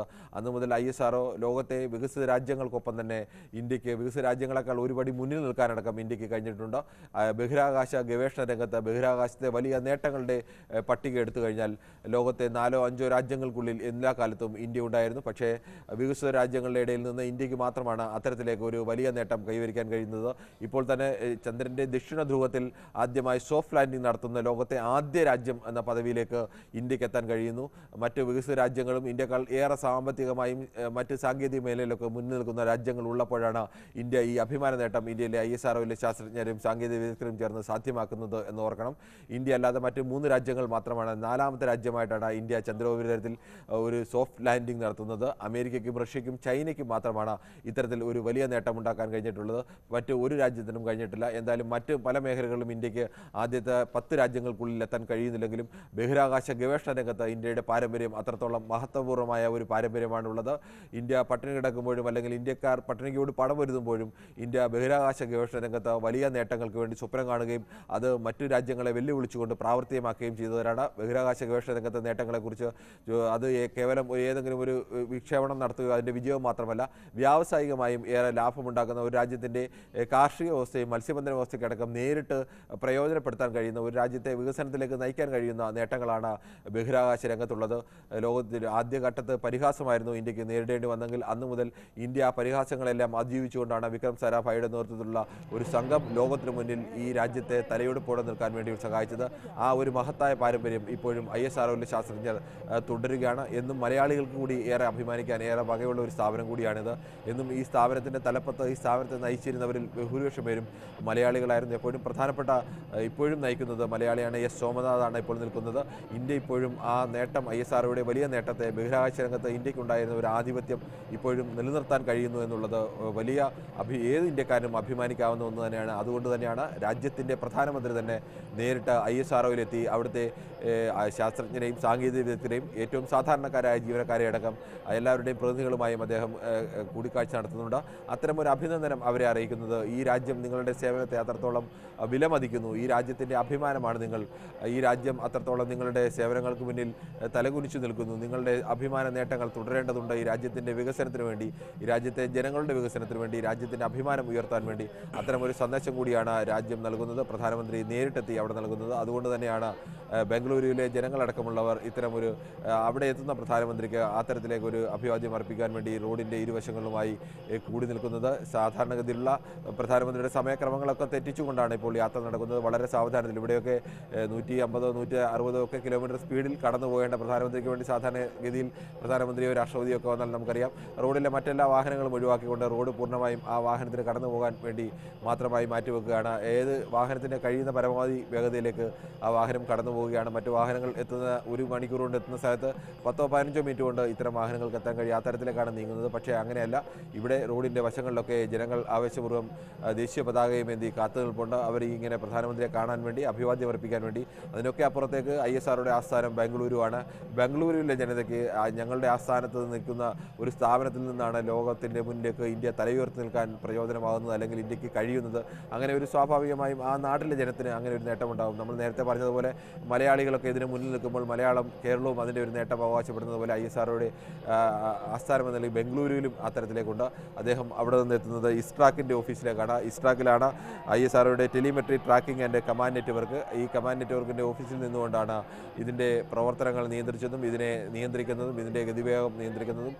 ഏറ്റവും അവസാന 17 മിനിറ്റുകൾ എന്നൊക്കെ പറഞ്ഞാൽ ടെറർ ആണ് എന്നാണ് ശാസ്ത്രജ്ഞർ തന്നെ വിലയിരുത്തുന്നത്. എന്തു സംഭവിക്കാം, നമ്മളെക്കാൾ ഈ ബഹിരാകാശ രംഗത്ത് ഏറെ മുന്നിലുള്ള രാജ്യമാണ് റഷ്യ. പക്ഷേ റഷ്യക്ക് നമ്മളെക്കാൾ എത്രയോ കാലം മുമ്പ് റഷ്യ ബഹിരാകാശ സഞ്ചാരം നടത്തുകയും അവിടെയൊക്കെ ലോകത്ത് അമേരിക്കയോട് കിടപിടിച്ച് നിൽക്കുന്ന തരത്തിൽ ബഹിരാകാശ നേട്ടങ്ങൾ കൈവരിച്ച ഒരു രാജ്യം കൂടിയാണ് റഷ്യ. ആ ഒരു രാജ്യത്താണ് ഒരു കാലത്ത് അമേരിക്കയും റഷ്യയും തമ്മിലായിരുന്നു അത്തരത്തിൽ ഒരു മത്സരം തന്നെ ഉണ്ടായിരുന്നത്. ആ രാജ്യത്തിന് ലൂണ എന്ന അവരുടെ കൃത്യമായി അവിടെ സോഫ്റ്റ് ലാൻഡിങ് സാധ്യമായില്ല, അത് ഇടിച്ചു തകർന്നു പോവുകയായിരുന്നു. അപ്പോൾ അത്രത്തോളം ശാസ്ത്ര നേട്ടത്തിൽ മുന്നിൽ നിൽക്കുന്ന രാജ്യത്തിന് പോലും ഫലപ്രദമായ രീതിയിൽ എല്ലാ തവണയും ഇത് വിജയിപ്പിക്കാൻ കഴിയണമെന്നില്ല. നമ്മുടെയും കഴിഞ്ഞ ദൗത്യം പരാജയപ്പെട്ടിരുന്നു. അവിടെ ഇതിന് അത്രത്തോളം സൂക്ഷ്മത ആവശ്യമായ ഒരു രംഗമാണ്. ഏത് സമയത്തും ഏതെല്ലാം സാങ്കേതിക വിദ്യ ഉണ്ടെങ്കിലും അവിടെയെല്ലാം തകർന്നു പോകാൻ സാധ്യതയുള്ള ഒട്ടേറെ പ്രതികൂല ഘടകങ്ങൾ ഉള്ള ഒരു ലാൻഡിംഗ് ആണ് നടത്തേണ്ടത്. അത്തരമൊരു സ്ഥലത്താണ് ISROയിലെ ശാസ്ത്രജ്ഞർ വളരെ വിജയകരമായി ഈ ലാൻഡിംഗ് പൂർണ്ണമാക്കിയത്. അതിന് നേതൃത്വം കൊടുത്തത് ഇസ്ട്രാക്കിലെ ഉദ്യോഗസ്ഥരാണ്. ഇസ്ട്രാക്കാണ് അതിന് നേതൃത്വം കൊടുത്തത്. അത്തരത്തിലേക്കുള്ള നിയന്ത്രണങ്ങൾ ഏറ്റെടുത്തതും ഫലപ്രദമായി അത് നിയന്ത്രിച്ചുകൊണ്ട് അവിടെ സോഫ്റ്റ് ലാൻഡിംഗ് സാധ്യമാക്കിയതും. അവിടെ ഒരു സോഫ്റ്റ് ലാൻഡിംഗ് സാധ്യമാക്കിയ വഴി ആ ഒരു വിക്ഷേപണത്തിന് വിജയം എന്നതിനപ്പുറത്തേക്ക് ലോക രാജ്യങ്ങളുടെ മുന്നിൽ ഇന്ത്യയുടെ അഭിമാനമാണ് ഉയരുന്നത്. ഇന്ത്യ ബഹിരാകാശ രംഗത്ത് വികസിത രാജ്യങ്ങളടക്കം അവരുടെ ആവശ്യങ്ങൾക്ക് വേണ്ടി ഇന്ത്യയെ ആശ്രയിക്കേണ്ട ഒരു അവസ്ഥയിലേക്ക് വരുന്നു. ഇതിന് ഏതെങ്കിലും ഒരു ശാസ്ത്ര നേട്ടം എന്നതിനപ്പുറത്തേക്ക് സാമ്പത്തികമായും വ്യാവസായികമായും ഇന്ത്യക്കുണ്ടാക്കുന്ന പുരോഗതിയും വളരെ വലുതാണ്. മറ്റ് പല വികസിത രാജ്യങ്ങൾക്കടക്കം അവരുടെ ഉപഗ്രഹങ്ങൾ വിക്ഷേപിക്കാൻ വേണ്ടി ഇന്ത്യയെ ആശ്രയിക്കേണ്ട അവസ്ഥ വരുന്നു. ഇന്ത്യൻ ISROയ്ക്ക് അത്രത്തോളം ആധികാരികത ഇന്ന് ലോകത്തെ ബഹിരാകാശ ഗവേഷണ രംഗത്തുണ്ട്. അതിന് ഈ ബഹിരാകാശ നേട്ടങ്ങളുടെ കാര്യത്തിലായാലും കൃഷിയുടെ വിഷയത്തിലായാലും ഈവൻ മത്സ്യബന്ധനത്തിൻ്റെ വിഷയത്തിൽ ആണെങ്കിൽ പോലും, അല്ലെങ്കിൽ പ്രതിരോധ രംഗത്തായാലും, അങ്ങനെ ഏതെല്ലാം മേഖലയുമായി മനുഷ്യജീവിതവുമായി ബന്ധപ്പെട്ട് നിൽക്കുന്ന മേഖലകളിലേക്കെല്ലാം തന്നെ നേരിട്ട് ബന്ധപ്പെട്ട് നിൽക്കുന്ന ഒരു മേഖല കൂടിയാണ് ഈ ബഹിരാകാശത്തെ നേട്ടങ്ങൾ. നമ്മുടെ ദൈനംദിന ജീവിതത്തിൻ്റെ ഭാഗമായ സാധാരണ ടെലിഫോൺ മുതൽ നമ്മുടെ ടെലിവിഷൻ മുതൽ അങ്ങനെ ഇപ്പോൾ ഒരു ഏറ്റവും സാധാരണക്കാരനായ മനുഷ്യൻ്റെ ജീവിതത്തിൽ പോലും നേരിട്ട് ബന്ധപ്പെട്ടിരിക്കുന്ന ഒട്ടേറെ സാങ്കേതിക വിദ്യകളുടെ മുന്നിൽ നിൽക്കേണ്ടത്, അല്ലെങ്കിൽ അതിനെ നയിക്കേണ്ട ഒരു സ്ഥാപനം കൂടിയാണ് ISRO. ISROയുടെ നേട്ടങ്ങളുടെ തുടർച്ചയാണ് ഇവ ഓരോന്നും. ഇതിന് കാർഷിക ഉപകരണങ്ങൾ നിർമ്മിക്കുന്ന ആ രംഗത്ത് പോലും ISROയുടെ നേട്ടങ്ങൾ നമുക്ക് പ്രയോജനപ്പെട്ടിട്ടുണ്ട്. അവിടെ നിന്ന് ഇതിനു വേണ്ടി കണ്ടെത്തുന്ന ഉപകരണങ്ങളുടെ ടെക്നോളജി, അല്ലെങ്കിൽ അതിനുവേണ്ടി കണ്ടെത്തുന്ന ലോഹങ്ങളുടെ ടെക്നോളജി, അതടക്കം മറ്റ് കാർഷിക മേഖലയ്ക്കടക്കം ഉപയോഗിക്കാൻ കഴിഞ്ഞിട്ടുണ്ട്. അത്രത്തോളം ഒരു രാജ്യത്തിൻ്റെ സമഗ്ര പുരോഗതിക്ക് സഹായിക്കുന്ന ഒന്നാണ് ISRO. ഈ സ്ഥാപനം, അവരുടെ നടക്കുന്ന ഗവേഷണങ്ങൾ, അതുകൊണ്ട് തന്നെ രാജ്യം അത്രത്തോളം ഇവരെ വിലമതിക്കുകയാണ്. എന്തായാലും പ്രധാനമന്ത്രിയുടെ വാഹന വ്യൂഹം വളരെ സാവധാനത്തിൽ വശങ്ങളിൽ നിൽക്കുന്ന ജനങ്ങളെ പ്രധാനമന്ത്രി അഭിവാദ്യം ചെയ്തുകൊണ്ട് മുന്നോട്ട് നീങ്ങിയായിരുന്നു. കൂടുതൽ ആളുകളൊക്കെ നിന്ന സ്ഥലത്ത് പ്രധാനമന്ത്രി തൻ്റെ വാഹനത്തിൻ്റെ ഡോർ തുറന്ന് ആ ഡോറിൻ്റെ വശത്ത് ചവിട്ടി നിന്നുകൊണ്ട് ആളുകളെ അഭിവാദ്യം ചെയ്തുകൊണ്ടാണ് മുന്നോട്ട് പോയത്. ഇപ്പോൾ അദ്ദേഹം കാറിന് ഉള്ളിലേക്ക് കടന്നിട്ടുണ്ട്. അത് സുരക്ഷാ ഉദ്യോഗസ്ഥരുടെ നിർദ്ദേശപ്രകാരമാവും ഓരോ സ്ഥലത്തും എത്രത്തോളം അവർ സുരക്ഷ ഒരുക്കിയിട്ടുണ്ട് എന്നതിൻ്റെ കൂടിയൊക്കെ അടിസ്ഥാനത്തിലാണ് ഇത്തരം തീരുമാനങ്ങളൊക്കെ എടുക്കുക. എന്തായാലും സമയക്രമം പൂർണ്ണമായും ഇപ്പോൾ ആ സമയക്രമമെല്ലാം തെറ്റിയിരിക്കുകയാണ്. ഇത്രത്തോളം ആളുകൾ ആവേശപൂർവ്വം കാത്തു നിൽക്കുമ്പോൾ ആ ആവേശത്തിനൊപ്പം പ്രധാനമന്ത്രിയും പങ്കുചേരുകയാണ്. ആ പങ്കുചേർന്നുകൊണ്ട് തന്നെ ഇപ്പോൾ സമയക്രമം പൂർണ്ണമായും തെറ്റിയിരിക്കുന്നു. ഇപ്പോൾ ISRO അവിടെ ഇസ്ട്രാക്കിലെ ഉദ്യോഗസ്ഥരുമായി ചർച്ച നടക്കേണ്ട സമയമാണ് ഔദ്യോഗികമായി പറഞ്ഞാൽ. ആ സമയത്താണ് അദ്ദേഹം ഇപ്പോൾ നേരെ വന്ന് ആളുകളുമായി അഭിവാദ്യം ചെയ്തുകൊണ്ട് മുന്നോട്ട് നീങ്ങുന്നത്. അദ്ദേഹം ഇപ്പോൾ ഇസ്രോയിൽ അദ്ദേഹം എത്തിയിരിക്കുന്നു. ഇസ്രോയിൽ എത്തിയ ദൃശ്യങ്ങളാണ് जो इस मिशन से जुड़े हुए थे और साथ साथ इसरो के कुछ पूर्व प्रमुख भी इस दौरान हम देख पा रहा हूं कि सब मौजूद हैं और प्रधानमंत्री बधाइयां देते हुए डॉक्टर S सोमनाथ को और तमाम वैज्ञानिकों को भी ये एक बहुत बड़ी उपलब्धि है। आप समझ सकते हैं कि भारत ने वो कर दिखाया है जो पूरी दुनिया चाह रही थी, बड़े बड़े देश चाह रहे थे। और इस मिशन की सफलता से कुछ दिन पहले ही रूस की तरफ से भी उसी जगह पे साउथ पोल पे भी लूना 25 मिशन भेजा गया था, लेकिन वो कामयाब नहीं हो पाया। लेकिन भारत ने बहुत ही कम लागत में एक निश्चित समय अवधि में इस मिशन को कामयाब करके दिखाया है। और हम जानते हैं कि जब हमारा चंद्रयान 3 मिशन कामयाब हो रहा था उस वक्त प्रधानमंत्री जोहानिसबर्ग में थे और प्रधानमंत्री खुद भी वर्चुअली इस पूरे कार्यक्रम में शामिल हुए थे। उन्होंने उस वक्त भी वैज्ञानिकों को संबोधित किया था। और आज जबकि वो दक्षिण अफ्रीका में ब्रिक्स और ग्रीस की अपनी 2 देशों की सफल यात्रा के बाद जब पहुंचे तो बजाय दिल्ली आने के वो सीधे बेंगलुरु पहुंचे। बेंगलुरु में एयरपोर्ट पर उन्होंने वहां मौजूद हजारों की तादाद में लोगों को संबोधित किया। बहुत ही संक्षिप्त बातें उन्होंने वहां रखी। उन्होंने कहा कि मैं यहां अपनी बातें इसलिए ज्यादा नहीं कहूंगा क्योंकि मेरा मन उन वैज्ञानिकों से मिलने के लिए आतुर हो रहा है। मैं वहां जाके उनसे मिलूंगा, उनसे बातें करूंगा, उनके अनुभवों को आत्मसात करूंगा, साझा करूंगा। और ये तस्वीरें प्रधानमंत्री की वो तस्वीरें जब तमाम वैज्ञानिकों के बीच इस वक्त प्रधानमंत्री मौजूद हैं। हम जानते हैं कि चंद्रयान 3 मिशन के जरिए भारत ने दुनिया में इतिहास रच दिया है और इस वक्त प्रधानमंत्री इसरो परिसर में स्थित जो टेलीमेट्री ट्रैकिंग और कमांड नेटवर्क सेंटर है इस वक्त प्रधानमंत्री वहां पे मौजूद हैं। हमारी सहयोगी आयशा लगातार ट्रैक कर रही हैं इस पूरे कार्यक्रम को। आयशा, मैं देख पा रहा हूं कि तमाम वैज्ञानिकों के बीच जो कि इस पूरे मिशन में लगे हुए थे उनके बीच प्रधानमंत्री हैं। उनके चेहरे पर काफी खुशी और काफी संतोष दिख रहा है और साथ ही साथ तमाम वैज्ञानिक भी काफी खुश नजर आ रहे हैं अपने बीच पीएम को पाकर। जी हाँ, बिल्कुल। प्रधानमंत्री नरेंद्र मोदी ने जिस तरह से हमेशा से वैज्ञानिकों के हौसला अफजाई की है, उनका मनोबल बढ़ाया है, उसका जो नतीजा है वो प्रधानमंत्री के सामने उन्होंने पेश किया है। और ഇന്ത്യയുടെ അഭിമാനം വാനോളം ഉയർത്തിയ ISROയിലെ ശാസ്ത്രജ്ഞരെയും സാങ്കേതിക വിദഗ്ധരെയും ഉദ്യോഗസ്ഥരെയും മറ്റ് ജീവനക്കാരെയുമെല്ലാം അഭിനന്ദിക്കാനായി പ്രധാനമന്ത്രി നരേന്ദ്രമോദി നേരിട്ട് ISRO ആസ്ഥാനത്തെത്തിയിരിക്കുകയാണ്. ഇദ്ദേഹം ഇപ്പോൾ ISROയിലെ ഇസ്ട്രാക്കിൻ്റെ ഓഫീസിലാണ് നിൽക്കുന്നത്. അവിടെ ISRO ചെയർമാൻ S സോമനാഥ് അടക്കമുള്ള പ്രധാനപ്പെട്ട അവിടുത്തെ പ്രമുഖരെല്ലാം ഉണ്ട്. അവർ എന്താണ് ഇതിനെ ഈ ചന്ദ്രയാൻ 3ന്റെ ദൗത്യങ്ങളെ സംബന്ധിച്ച് കൂടുതൽ വിശദാംശങ്ങൾ പ്രധാനമന്ത്രിക്ക് പകർന്ന് നൽകുകയാണ്. ഏതെല്ലാം തരത്തിലാണ് അദ്ദേഹം ഈ ചന്ദ്രയാൻ 3ന്റെ പ്രവർത്തനങ്ങൾ സംബന്ധിച്ച വിശദാംശങ്ങൾ കൂടി ശാസ്ത്രജ്ഞർ പ്രധാനമന്ത്രിക്ക് പറഞ്ഞു കൊടുക്കുകയാണ്. ISROയുടെ ചെയർമാൻ S സോമനാഥ് തന്നെ നേരിട്ടാണ് ഇത് ഓരോ വിഷയവും പ്രധാനമന്ത്രിക്ക് എക്സ്പ്ലെയിൻ ചെയ്തു നൽകുന്നത്. उसकी जो धीमी चाल है वो करीब 500 मीटर तक चलेगा। लैंडर के साथ संपर्क बना के रखते हुए।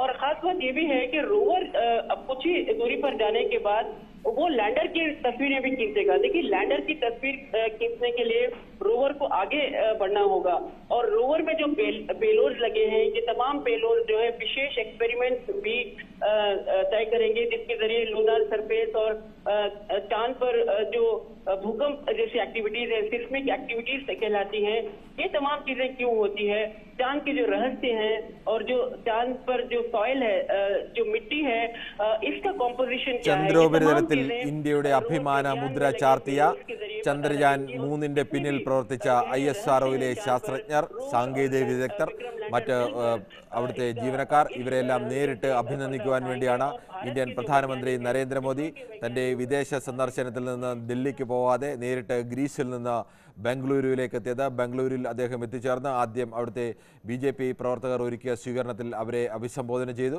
അതിനുശേഷം റോഡ് ഷോയാണ് അദ്ദേഹം ISRO ആസ്ഥാനത്തേക്ക്, ഇസ്രോയുടെ ആസ്ഥാനത്തേക്ക് എത്തിയത്.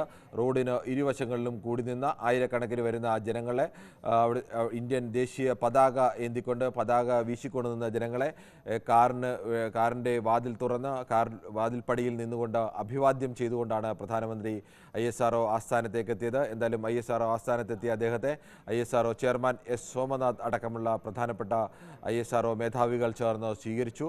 ഇപ്പോൾ അദ്ദേഹം ഈ ചന്ദ്രയാൻ 3-ന്റെ പ്രവർത്തനങ്ങൾ എങ്ങനെയാണ് എന്നത് സംബന്ധിച്ച് അദ്ദേഹത്തിന് കൂടുതൽ വിശദാംശങ്ങൾ നൽകുകയാണ് ISRO ചെയർമാൻ S. സോമനാഥ്. ആ ഉപകരണങ്ങളുടെ മോഡലുകൾ അടക്കം കാണിച്ചുകൊണ്ട് ഇതിൻ്റെ പ്രവർത്തനം എങ്ങനെയാണ്, ഇനി എന്തെല്ലാം തരത്തിലേക്കാണ് ഇതിൻ്റെ പ്രവർത്തനങ്ങൾ മാറുന്നത്, അത്തരത്തിലുള്ള വിശദാംശങ്ങളെല്ലാം പ്രധാനമന്ത്രിക്ക് നൽകുകയാണ് അദ്ദേഹം.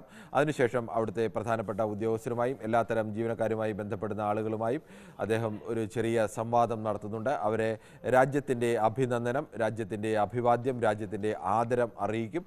അതിനുശേഷം അദ്ദേഹം HAL വിമാനത്താവളത്തിലെത്തി അവിടെ നിന്ന് ഡൽഹിക്ക് മടങ്ങാനാണ് ഇപ്പോഴത്തെ തീരുമാനം.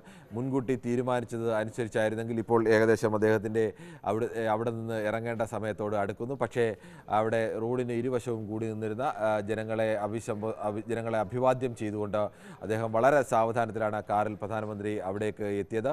എന്തായാലും ISROയെ സംബന്ധിച്ച് ഇത് ഒരു അഭിമാനത്തിൻ്റെ മുഹൂർത്തമാണ്. ISROയിലെ ഓരോ ജീവനക്കാരനും അവിടുത്തെ ISRO നയിക്കുന്ന S. സോമനാഥ് മുതൽ അവിടുത്തെ ഏറ്റവും താഴ്ന്ന തട്ടിലോ അല്ലെങ്കിൽ അവിടുത്തെ ഏറ്റവും കുറഞ്ഞ വേതനത്തിന് ജോലി ചെയ്യുന്ന ഒരു ജീവനക്കാരനടക്കം ഇന്ന് അഭിമാനത്തോടു കൂടി നിൽക്കുകയാണ്. അവരെ അഭിനന്ദിക്കാൻ വേണ്ടി, ആ സ്ഥാപനത്തെ അഭിനന്ദിക്കാൻ വേണ്ടി ഒരു രാജ്യത്തിൻ്റെ പ്രധാനമന്ത്രി നേരിട്ട് എത്തുകയാണ്. ഒരു രാജ്യം എത്രത്തോളം ഈ സ്ഥാപനത്തിന് വിലമതിക്കുന്നു, ഒരു രാജ്യം എത്രത്തോളം ഈ സ്ഥാപനത്തെ മഹത്വപൂർണ്ണമായി കാണുന്നു എന്നതിൻ്റെ നേരിട്ടുള്ള ഒരു തെളിവ് കൂടിയാണ് പ്രധാനമന്ത്രി നേരിട്ട് ഈ ആസ്ഥാനത്തെത്തി അവർക്ക് അഭിനന്ദനം അർപ്പിക്കുന്നത്. എന്തായാലും ലോകത്തിന് മുന്നിൽ ബഹിരാകാശ ഗവേഷണ രംഗത്ത്, ബഹിരാകാശ ശാസ്ത്ര രംഗത്ത് ഇന്ത്യക്ക് തലയെടുപ്പോടുകൂടി നിൽക്കാൻ കഴിയുന്ന ദിവസങ്ങളാണ്.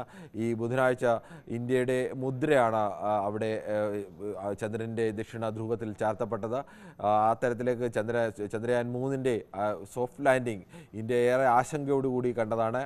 മറ്റ് ലോകരാജ്യങ്ങളും അതേ ആശങ്കയോടുകൂടിയോ ആകാംക്ഷാപൂർവ്വമൊക്കെ കണ്ടതാണ്. ഇന്ത്യക്ക് ഈ രംഗത്ത് വിജയിക്കാൻ കഴിയുമോ എന്നത്. ഏറ്റവും അപകടകരമായ 17 മിനിറ്റുകൾ, ഈ സോഫ്റ്റ് ലാൻഡിങ്ങിന് മിനിറ്റുകൾ, അതിനെ അതിജീവിക്കുക എന്നുള്ളത് അത്യപൂർവമായി മാത്രം സംഭവിക്കാവുന്ന, അല്ലെങ്കിൽ അതിന് ഏറെ റിസ്ക്കുള്ള, ശാസ്ത്രരംഗത്ത് എല്ലാം സാങ്കേതിക വിദ്യകൾ പൂർണ്ണമായാലും അവിടെയെല്ലാം പരാജയ സാധ്യതകൾ ഏറെയുള്ള ഒരു മേഖലയാണ്. അതിനെ ഫലപ്രദമായി നിയന്ത്രിച്ച് അവിടേക്ക് സോഫ്റ്റ് ലാൻഡിംഗ് നടത്തുക എന്നുള്ളത് എന്നിടത്താണ് ഇതിൻ്റെ വിജയം, ഏറ്റവും വലിയ വിജയം ഇരിക്കുന്നത്. അതിന് സാധ്യമായിരിക്കുന്നത് ഇസ്ട്രാക്കിലെ സാങ്കേതിക വിദഗ്ധരാണ് അത്തരത്തിലേക്ക് ഇതിനെ നിയന്ത്രിച്ച് അത്തരത്തിൽ അവിടെ സോഫ്റ്റ് ലാൻഡിംഗ് സാധ്യമാക്കിയത്. അതുകൊണ്ട് തന്നെ അവിടെ അദ്ദേഹം ഇസ്ട്രാക്കിൻ്റെ ഓഫീസിലേക്ക് എത്തി അവിടെ വെച്ച് എല്ലാ ഉദ്യോഗസ്ഥരെയും ISROയിലെ എല്ലാവരെയും കാണാം എന്ന് തീരുമാനിച്ചത്. അല്ലെങ്കിൽ മറ്റേതെങ്കിലും സൗകര്യമാണോ എന്ന് അത്തരത്തിൽ നിന്നും ഔദ്യോഗികമായ വിശദീകരണം ഏതെങ്കിലും ഭാഗത്തു നിന്നുണ്ടായിട്ടില്ല. പക്ഷേ നമ്മൾ സ്വാഭാവികമായും പ്രതീക്ഷിക്കുകയാണ് ഇസ്ട്രാക്കിലെ ജീവനക്കാരോടുള്ള ഒരു ആദരവ് വെച്ചിട്ടാണ് അവിടെ തന്നെ പ്രധാനമന്ത്രി എത്തി അവിടെ വെച്ച് മറ്റുള്ള ISROയിലെ എല്ലാ ജീവനക്കാരെയും കാണാനുള്ള തീരുമാനം എന്ന് നമുക്ക് പ്രതീക്ഷിക്കാം. എന്തായാലും രാജ്യം ഈ മഹത്വപൂർണ്ണമായ സ്ഥാപനത്തെ, ഈ രാജ്യത്തിന് ഒരു കാലത്ത് ലോകത്തിന് മുന്നിൽ ഇന്ത്യ ബഹിരാകാശ രംഗത്തേക്കൊക്കെ കടന്നു വരുന്ന ഘട്ടത്തിൽ ഇന്ത്യ, അമേരിക്ക അടക്കമുള്ള രാജ്യങ്ങൾ പരിഹാസപൂർവ്വമാണ് കണ്ടിരുന്നത്. പട്ടിണി കിടക്കുന്ന, പകുതിയോളം ജനങ്ങൾ പട്ടിണി കിടക്കുന്ന, പകുതിയിലേറെ ആളുകൾ നിരക്ഷരരായ ഒരു രാജ്യം, ആ പ്രാഥമികമായ പ്രശ്നങ്ങളൊന്നും പരിഹരിക്കാത്ത ഒരു രാജ്യം സ്പേസ് ക്ലബിലേക്കൊക്കെ വരാൻ പോകുന്നു എന്നത് മട്ടിൽ അവിടെ ഒരു എലൈറ്റ് ക്ലബിൻ്റെ മുന്നിൽ നിന്നുകൊണ്ട് ഒരു കർഷകൻ, പശുവുമായി വരുന്ന ഒരു കർഷകൻ വന്ന് ക്ലബിൻ്റെ പുറത്ത് മുട്ടുന്ന ഒരു കാർട്ടൂൺ അടക്കം ന്യൂയോർക്ക് ടൈംസ് അടക്കം വന്നിരുന്നു. ആ തരത്തിലേക്കടക്കം ഇന്ത്യ ലോകരാജ്യങ്ങളുടെ മുന്നിൽ അപമാനിക്കപ്പെടുന്ന രീതിയിലേക്ക്, അല്ലെങ്കിൽ അപഹസിക്കുക, നിങ്ങൾക്ക് ഇതിനൊക്കെ യോഗ്യത ഉണ്ടോ എന്ന് ലോകത്തെ വമ്പന്മാരൊക്കെ ഇന്ത്യയോട് ചോദിച്ച സമയത്താണ് ISRO എന്ന സ്ഥാപനം തുടങ്ങുന്നത്. വിക്രം സാരാഭായുടെ നേതൃത്വത്തിൽ അന്ന് വിഷണറി ആയിരുന്ന ഒരു പ്രധാനമന്ത്രി നെഹ്റു അത്തരമൊരു സ്ഥാപനത്തിന് വികസനത്തിന് വേണ്ടി പ്രത്യേക മുൻകൈ എടുക്കുകയും ആ സ്ഥാപനം തുടങ്ങാൻ വേണ്ടി അന്ന് പണം നീക്കിവെക്കുകയും അതിന് പ്രോത്സാഹനം നൽകുകയെല്ലാം ചെയ്തു. അന്ന് വിക്രം സാരാഭായിയുടെ കാലം മുതൽ തന്നെ ISROയ്ക്ക് ചരിത്ര നേട്ടങ്ങളിലേക്ക്, ഇന്ത്യയെ ലോകത്തിന് മുന്നിൽ ഉയർത്തിപ്പിടിക്കാൻ കഴിയുന്ന തരത്തിലേക്ക്, ലോകത്തെ ഏത് വമ്പൻ രാജ്യങ്ങളുടെ മുന്നിലും തല ഉയർത്തിപ്പിടിച്ചു നിന്ന് ബഹിരാകാശ രംഗത്ത് ഞങ്ങൾക്ക് വ്യക്തമായ സ്ഥാനമുണ്ട് എന്ന് ഉറപ്പിച്ചു പറയാൻ കഴിയുന്ന രീതിയിലേക്ക് രാജ്യത്തെ നേട്ടത്തിലേക്ക് നയിക്കാൻ കഴിഞ്ഞ സ്ഥാപനമാണ് ISRO. എന്നും എക്കാലത്തും ആ നേട്ടങ്ങൾ പിന്തുടർന്ന ഒരു രാജ്യം കൂടിയാണ് ISRO. ഇന്നും ലോകരാജ്യത്ത് 4 രാജ്യങ്ങളിലൊന്നായി ഇന്ത്യക്ക് നിൽക്കാൻ കഴിയുന്നുവെങ്കിൽ ചന്ദ്രോപരിതലത്തിൽ സോഫ്റ്റ് ലാൻഡിംഗ് നടത്താൻ കഴിഞ്ഞിട്ടുള്ള 4 രാജ്യങ്ങൾ ലോകത്ത് ഇന്ത്യക്ക് മുമ്പ് അമേരിക്കയും റഷ്യയും ചൈനയും മാത്രമാണ്. അവരൊക്കെ മറ്റ് പല മേഖലകളിലും ഇന്ത്യയെ അപേക്ഷിച്ച് താരതമ്യം ചെയ്യാൻ കഴിയാത്ത തരത്തിലേക്ക് സാമ്പത്തികമായും മറ്റ് സാങ്കേതികമായും ഒക്കെ ഏറെ മുന്നിൽ നിൽക്കുന്ന രാജ്യങ്ങളാണ്. ആ രാജ്യങ്ങളുടെ ശ്രേണിയിലേക്കാണ് ഇന്ത്യ കൂടി ഉയർന്നു നിൽക്കുന്നത്. മറ്റ് വികസിത രാജ്യങ്ങൾക്കടക്കം കഴിയാത്ത അത്തരമൊരു വലിയ നേട്ടത്തിൽ ഇന്ത്യ അഭിമാനപൂർവ്വം തലയുയർത്തി പിടിച്ചു നിൽക്കാൻ കഴിയുകയാണ്. ആ ഒരു തലയുയർത്തുന്ന ഇന്ത്യയുടെ वैज्ञानिकों के നേട്ടത്തിന് बीच കൂടുതൽ ये तस्वीर और इन्हीं क्षणों का, इन्हीं पलों का प्रधानमंत्री को भी इंतजार था और वैज्ञानिकों को भी इंतजार। हम देख सकते हैं कि महिला वैज्ञानिक भी इस दौरान वहां मौजूद हैं और इन तमाम वैज्ञानिकों के बीच ये लाइव तस्वीरें हैं बेंगलुरु से, टेलीमेट्री ट्रैकिंग और कमांड नेटवर्क सेंटर से।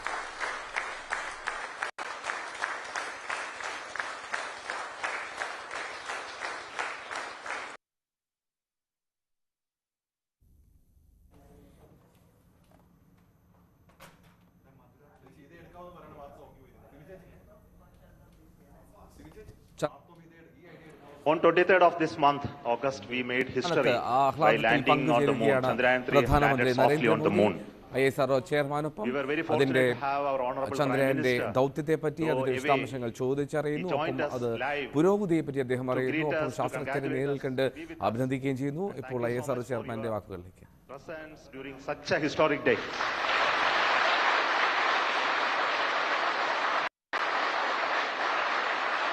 You promised us that you will come and meet us on that day. And you are here. And thank you so much for your gracious presence today amongst us. And today we look forward to your words of wisdom, your vision, your expectation from us. And for all those words, we are at ears to you.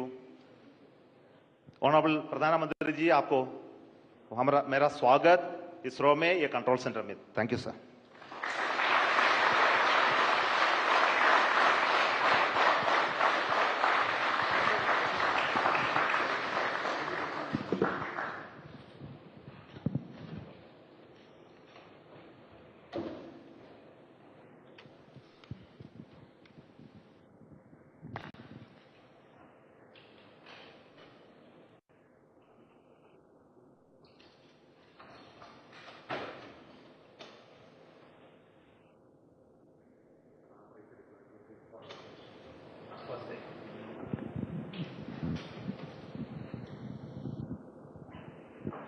So we are seeing the ramp being deployed now. This is animation. We'll see the real.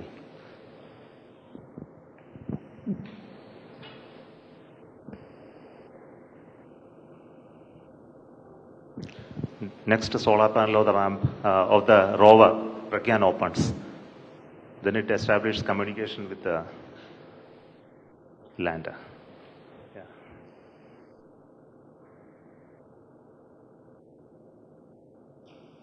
Then it slowly comes out. Now the rover has already moved 12 meters. So we'll see the onboard camera visuals. So this is a camera mounted on the side just before the ramp deployment. So what you're seeing is the deployment of the ramp with the rover mounted on that. The solar panel of the rover is deployed already and it is getting released and moving towards moon.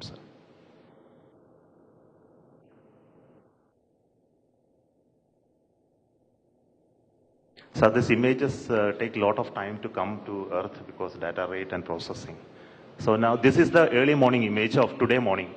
The rover is almost out of the field of view. It will turn in the day today and look at the lander and take more pictures. Thank you.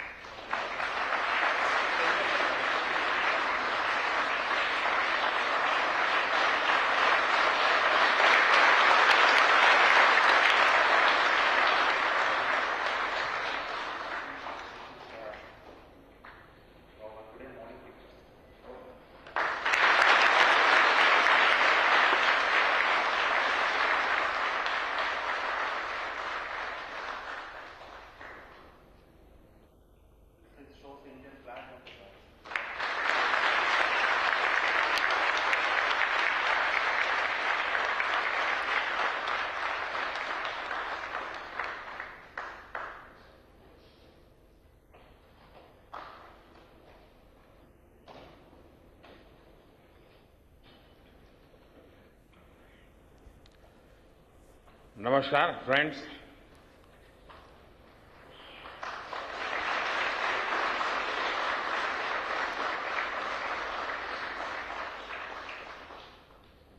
आप सभी के बीच आकर आज एक अलग ही खुशी महसूस कर रहा हूं। शायद ऐसी खुशी बहुत रेयर ओकेजन होते हैं जब तन मन खुशियों से भर गया हो। और व्यक्ति के जीवन में कई बार ऐसी घटनाएं घटती हैं कि वो बेसब्री हावी हो जाती है। इस बार मेरे साथ भी ऐसा ही हुआ है। इतनी बेसब्री,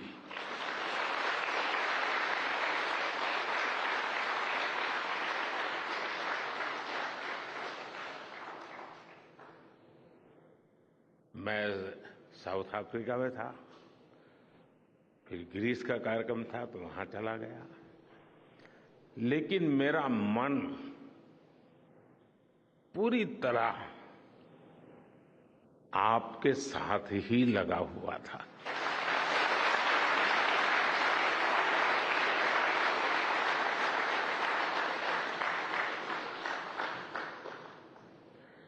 लेकिन कभी कभी लगता है कि मैं आप लोगों के साथ अन्याय कर देता हूं। बेसब्री मेरी और मुसीबत आपकी। इतनी सवेरे सवेरे आप सभी को और इतना और टाइम, लेकिन बस मन कर रहा था जाऊं आपको नमन करूं। आपको दिक्कत हुई होगी, लेकिन मैं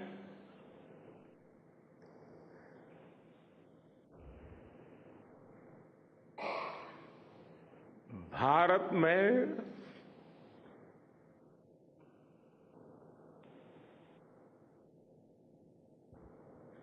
आते ही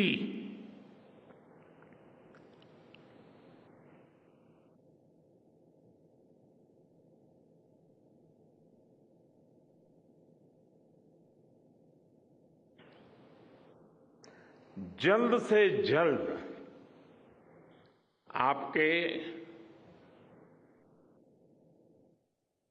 दर्शन करना चाहता था।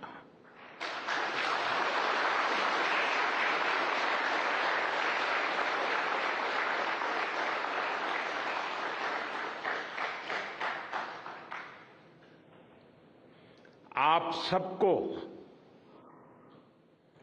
सैल्यूट करना चाहता था।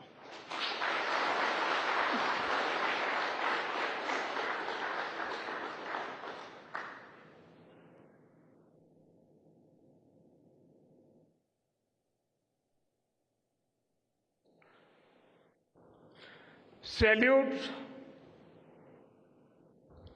आपके परिश्रम को, सैल्यूट आपके धैर्य को, सैल्यूट आपकी लगन को, सैल्यूट आपकी जीवटता को, सैल्यूट आपके जज्बे को। आप देश को जिस ऊंचाई पर लेकर गए हैं, ये कोई साधारण सफलता नहीं है।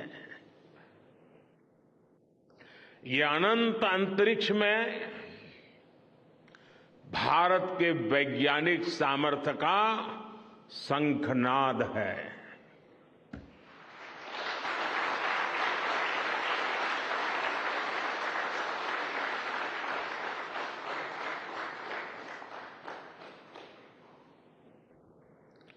India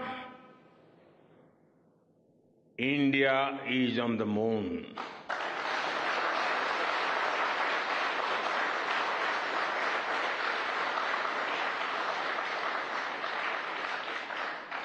We have our national pride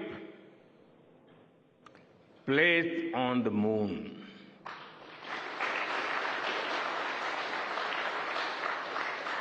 हम वहां पहुंचे जहां कोई नहीं पहुंचा था। हमने वो किया जो पहले कभी किसी ने नहीं किया था। ये आज का भारत है, निर्भीक भारत, जुझारू भारत।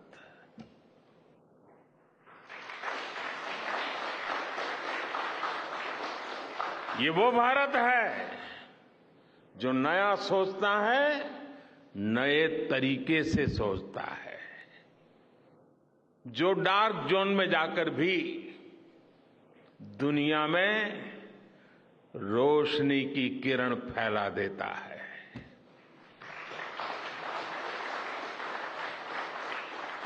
इक्कीसवीं सदी में यही भारत दुनिया की बड़ी बड़ी समस्याओं का समाधान करेगा। मेरी आंखों के सामने 23 अगस्त का वो दिन, वो एक एक सेकंड बार बार घूम रहा है। जब टचडाउन कंफर्म हुआ तो जिस तरह यहां इसरो सेंटर में, पूरे देश में लोग उछल पड़े, वो दृश्य कौन भूल सकता है। कुछ स्मृतियां अमर हो जाती है। वो पल अमर हो गया। वो पल इस सदी के सबसे प्रेरणादायी क्षणों में से एक है। हर भारतीय को लग रहा था कि विजय उसकी अपनी है। खुद महसूस करता था। हर भारतीय को लग रहा था कि जैसे वो खुद एक बड़े एग्जाम में पास हो गया है। आज भी बधाइयां दी जा रही हैं, संदेश दिए जा रहे हैं, और ये सब मुमकिन बनाया है आप सबने, आपने।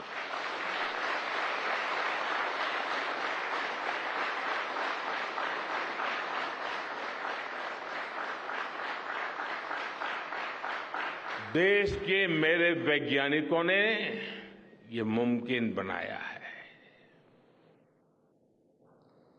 मैं आप सबका जितना गुणगान करूं वो कम है। मैं आपकी जितनी सराहना करूं वो कम है। साथियों, मैंने वो फोटो देखी जिसमें हमारे मून लैंडर ने अंगद की तरह चंद्रमा पर मजबूती से अपना पैर जमाया हुआ है।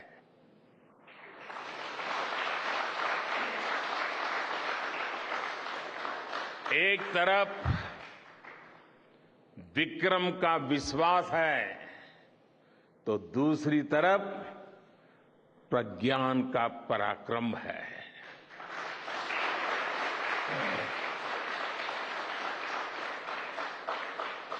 हमारा प्रज्ञान लगातार चंद्रमा पर अपने पद चिन्ह छोड़ रहा है। अलग अलग कैमरों से ली गई जो तस्वीरें अभी रिलीज हुई और मुझे देखने का सौभाग्य मिला, वो अद्भुत है।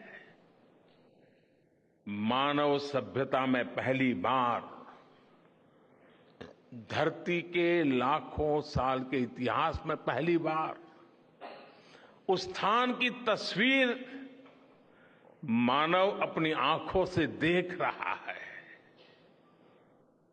और ये तस्वीर दुनिया को दिखाने का काम भारत ने किया है।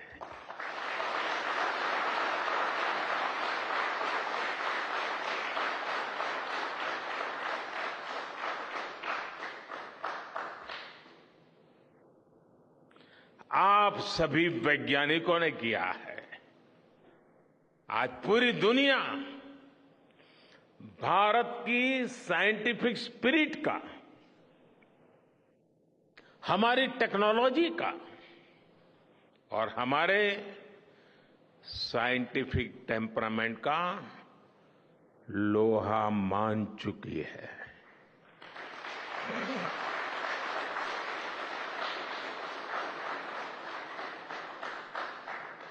चंद्रयान महाअभियान सिर्फ भारत की नहीं बल्कि पूरी मानवता की सफलता है।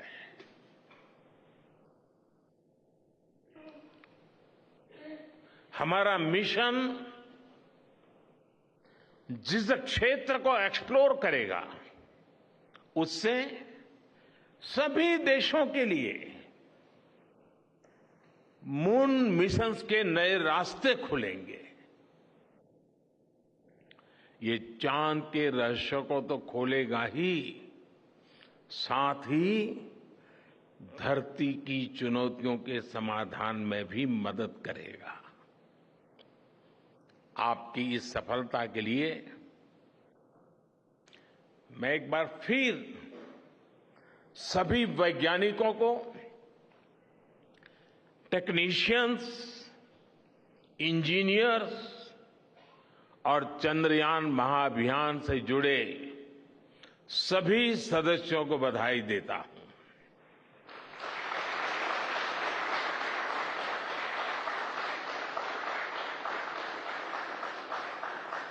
मेरे परिवारजनों, आप जानते हैं कि स्पेस मिशंस के टच डाउन पॉइंट को एक नाम दिए जाने की वैज्ञानिक परंपरा है। चंद्रमा के जिस हिस्से पर हमारा चंद्रयान उतरा है, भारत ने उस स्थान के भी नामकरण का फैसला लिया है।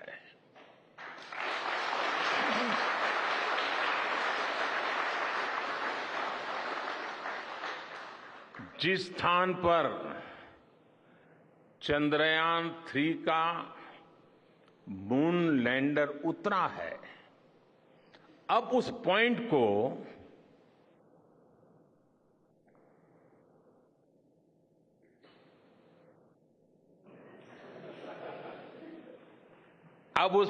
को शिव शक्ति के नाम से जाना जाएगा।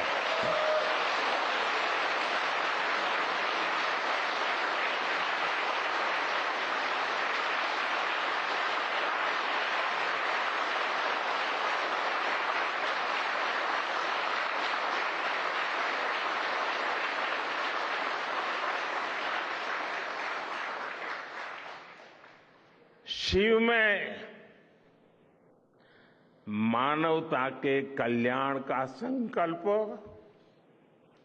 समाहित है और शक्ति से हमें उन संकल्पों को पूरा करने का सामर्थ्य मिलता है।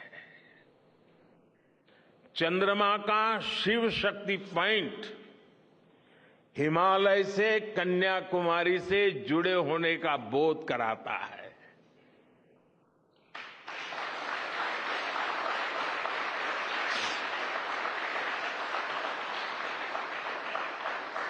हमारे ऋषियों ने कहा है, येन येन कर्माण्य पशो मनीषिणो यज्ञे कुण्वन्ति विद्येषु धीरः यत्पूर्व यक्षमन्तः प्रजानां तन्मे मनः शिव संकल्पम अस्तु।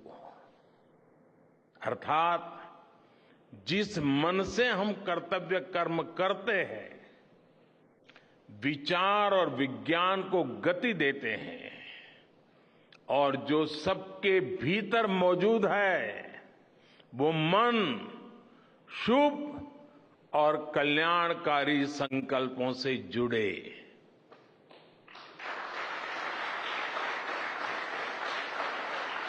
मन के इन शुभ संकल्पों को पूरा करने के लिए शक्ति का आशीर्वाद अनिवार्य है, और ये शक्ति हमारी नारी शक्ति है।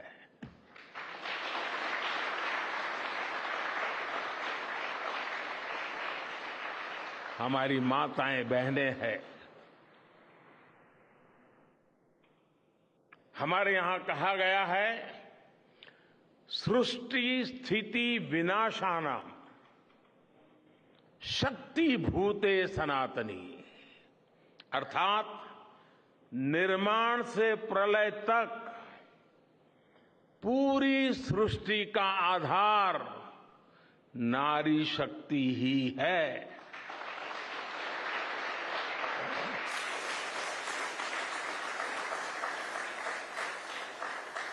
आप सबने देखा है, चंद्रयान 3 में देश ने, हमारी महिला वैज्ञानिकों ने, देश की नारी शक्ति ने कितनी बड़ी भूमिका निभाई है। चंद्रमा का शिव शक्ति पॉइंट सदियों तक भारत के इस वैज्ञानिक और दार्शनिक चिंतन का साक्षी बनेगा।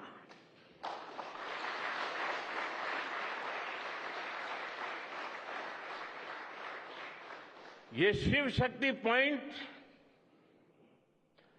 आने वाली पीढ़ियों को प्रेरणा देगा कि हमें विज्ञान का उपयोग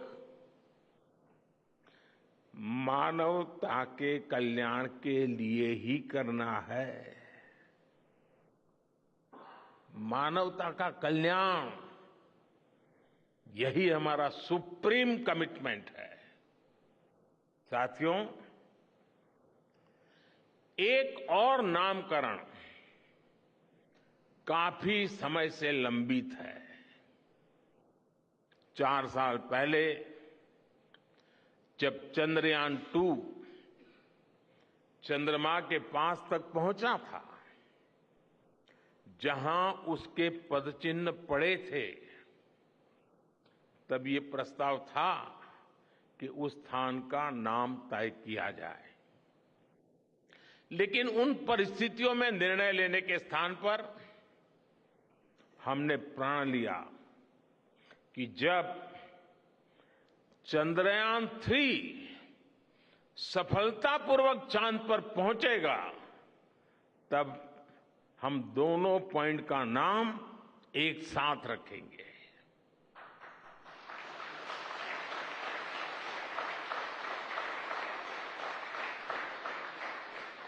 और आज मुझे लगता है कि जब हर घर तिरंगा है, जब हर मन तिरंगा है और चांद पर भी तिरंगा है, तो तिरंगा के सिवाय चंद्रयान 2 से जुड़े उस स्थान को और क्या नाम दिया जा सकता है।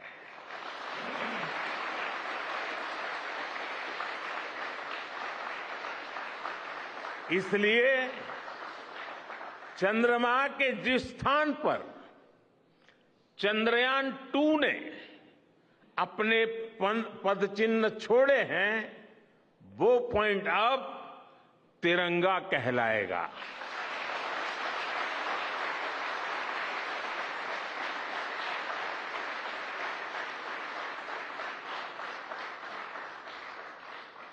ये तिरंगा पॉइंट भारत के हर प्रयास की प्रेरणा बनेगा।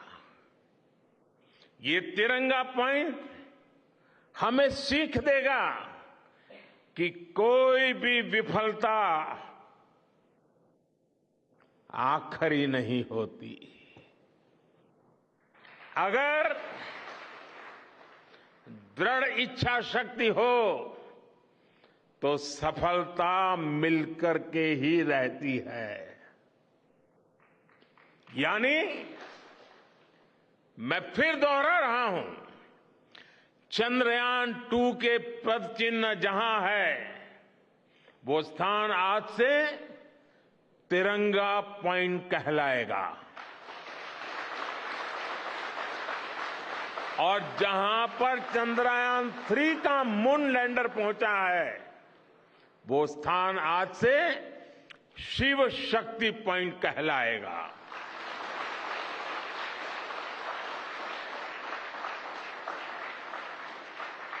साथियों, आज भारत दुनिया का चौथा ऐसा देश बन चुका है जिसने चंद्रमा की सतह को छुआ है। ये सफलता तब और अधिक बड़ी हो जाती है जब हम ये देखते हैं कि भारत ने अपनी यात्रा कहां से शुरू की थी। एक समय था जब भारत के पास जरूरी तकनीक नहीं थी, सहयोग भी नहीं था। हमारी गिनती थर्ड वर्ल्ड यानी थर्ड रो में खड़े देशों में होती थी। थर्ड वर्ल्ड थर्ड रो में खड़े हुए लोगों में होती थी। वहां से निकलकर आज भारत दुनिया की 5वीं सबसे बड़ी अर्थव्यवस्था बना है।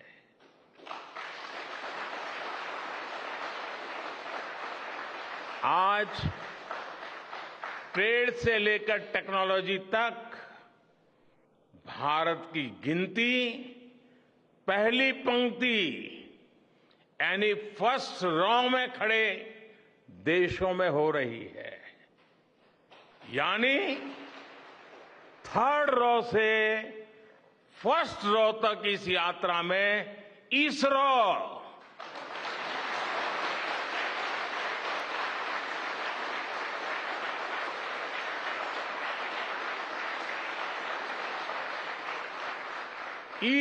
जैसी संस्थानों की बहुत बड़ी भूमिका रही है।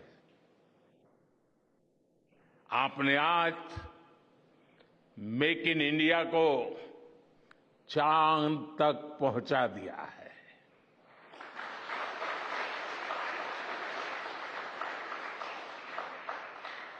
मेरे परिवारजनों, मैं आज आपके बीच आकर विशेष तौर पर देशवासियों को आपकी मेहनत के बारे में बताना चाहता हूं। जो मैं बातें बता रहा हूं वो आपके लिए नई नहीं है, लेकिन आपने जो किया है, जो साधना की है, वो देशवासियों को भी पता होना चाहिए। भारत के दक्षिण हिस्से से चंद्रमा के दक्षिणी ध्रुव तक चंद्रयान की ये यात्रा आसान नहीं थी। मून लैंडर की सॉफ्ट लैंडिंग सुनिश्चित करने के लिए हमारे वैज्ञानिकों ने इसरो की रिसर्च फैसिलिटी में आर्टिफिशियल मून तक बना डाला। इस आर्टिफिशियल मून पर विक्रम लैंडर को अलग अलग तरीके से सरफेस पर उतारकर उसका टेस्ट किया गया था। अब इतने सारे एग्जाम देकर हमारा मून लैंडर वहां गया है तो उसे सक्सेस मिलनी ही मिलनी थी।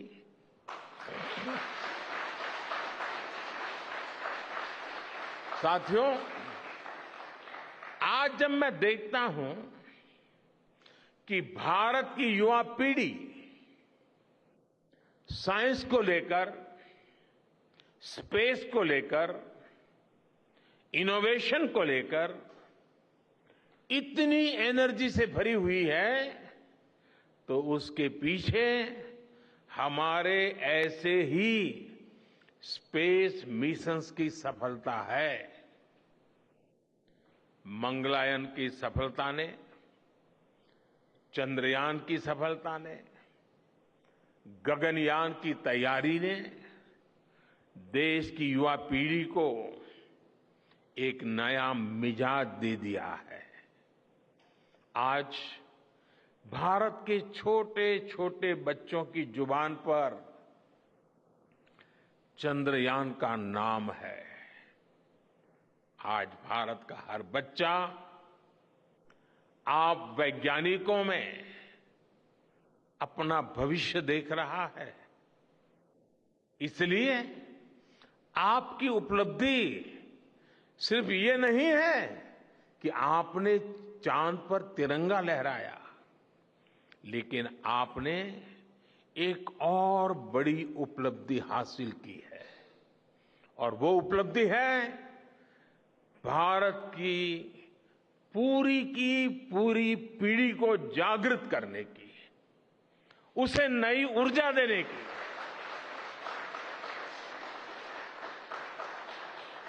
आपने एक पूरी पीढ़ी पर अपनी इस सफलता की गहरी छाप छोड़ी है।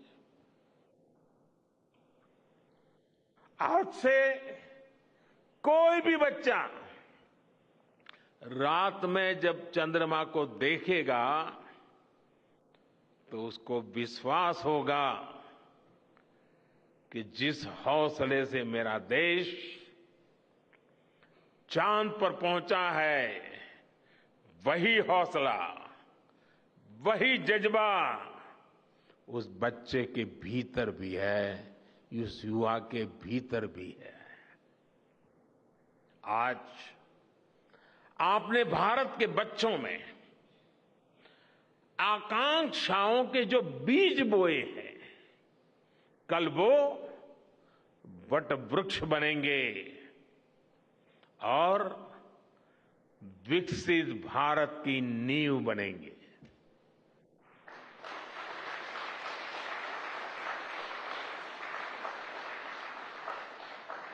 हमारी युवा पीढ़ी को निरंतर प्रेरणा मिलती रहे, इसके लिए एक और निर्णय लिया गया है। 23 अगस्त को जब भारत ने चंद्रमा पर तिरंगा फहराया, उस दिन को अब हिंदुस्तान नेशनल स्पेस डे के रूप में मनाया जाएगा।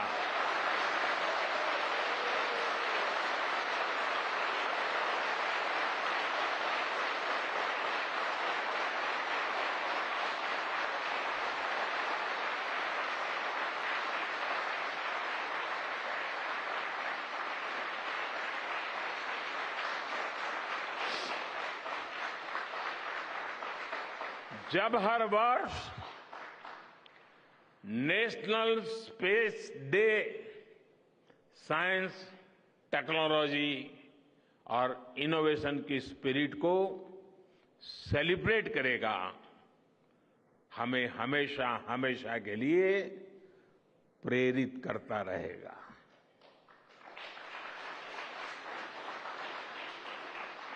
मेरे परिवारजनों, आप भी जानते हैं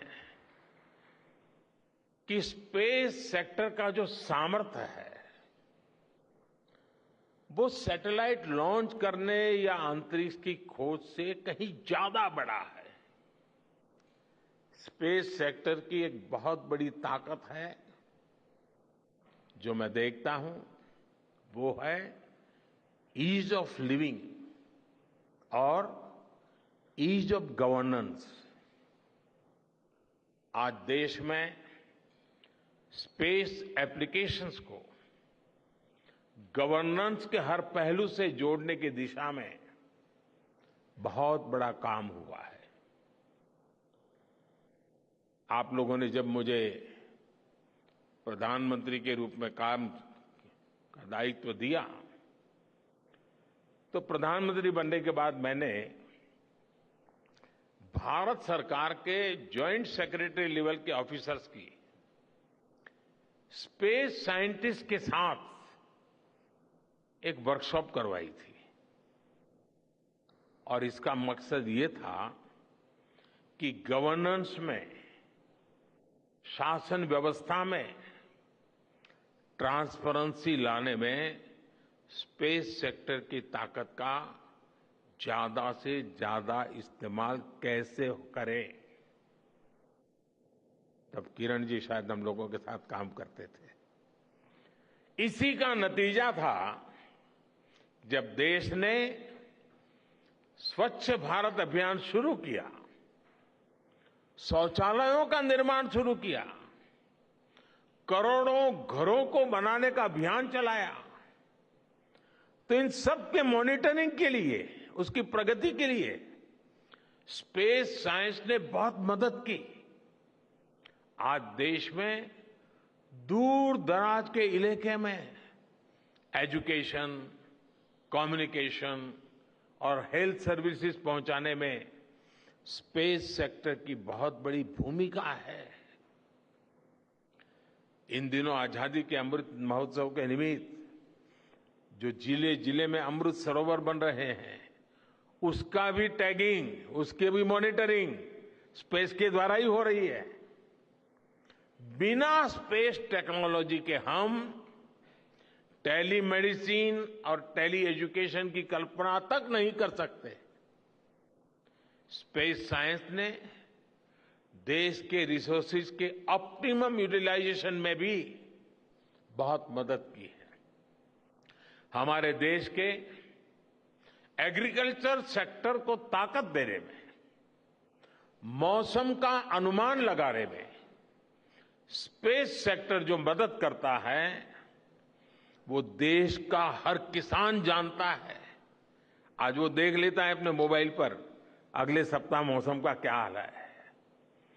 देश के करोड़ों मछुआरों को आज नाविक सिस्टम से जो सटीक जानकारी मिल रही है, वो भी आप ही की देन है। आज जब देश में बाढ़ आती है, कोई प्राकृतिक आपदा आती है, भूकंप आता है, तो हालात की गंभीरता का पता लगाने में आप सबसे पहले आगे आते हैं। जब साइक्लोन आता है तो हमारी सैटेलाइट्स उसका सारा रूट बताती हैं, सारी टाइमिंग बताती हैं और लोगों की जान भी बचती है, संपत्ति भी बचती है। और सिर्फ साइक्लोन के कारण जो संपत्ति बचती है ना, उसका अगर जोड़ लगा दें तो आज स्पेस का जो खर्चा है उससे वो ज्यादा हो जाता था।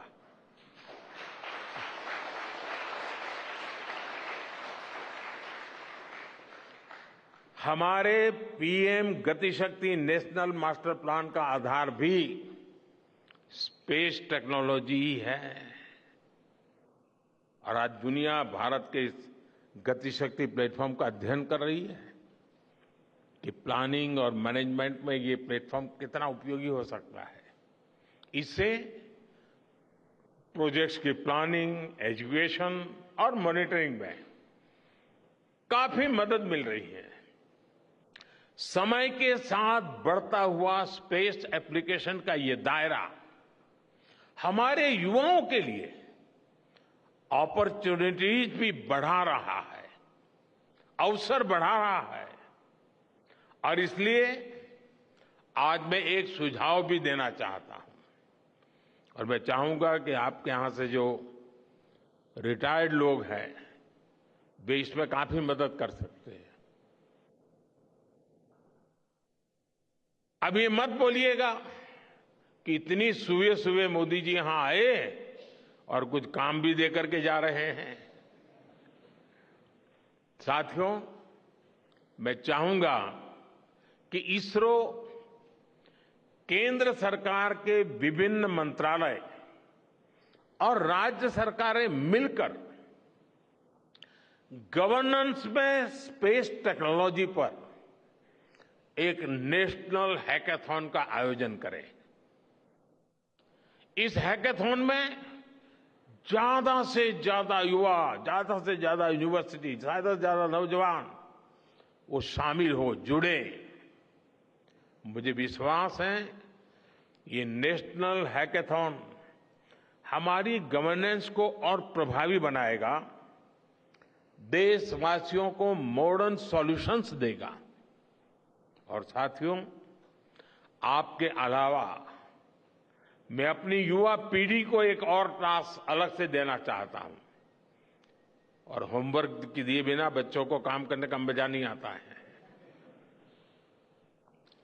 आप सब जानते हैं कि भारत वो देश है जिसने हजारों वर्ष पूर्व ही धरती के बाहर अनंत अंतरिक्ष में देखना शुरू कर दिया था।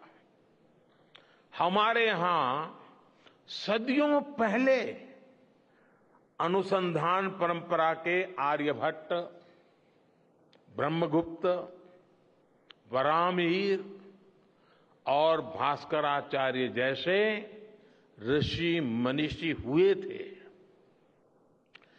जब धरती के आकार को लेकर भ्रम था, तब आर्यभट्ट ने अपने महान ग्रंथ आर्यभट्टीय में धरती के गोलाकार होने के बारे में विस्तार से लिखा था।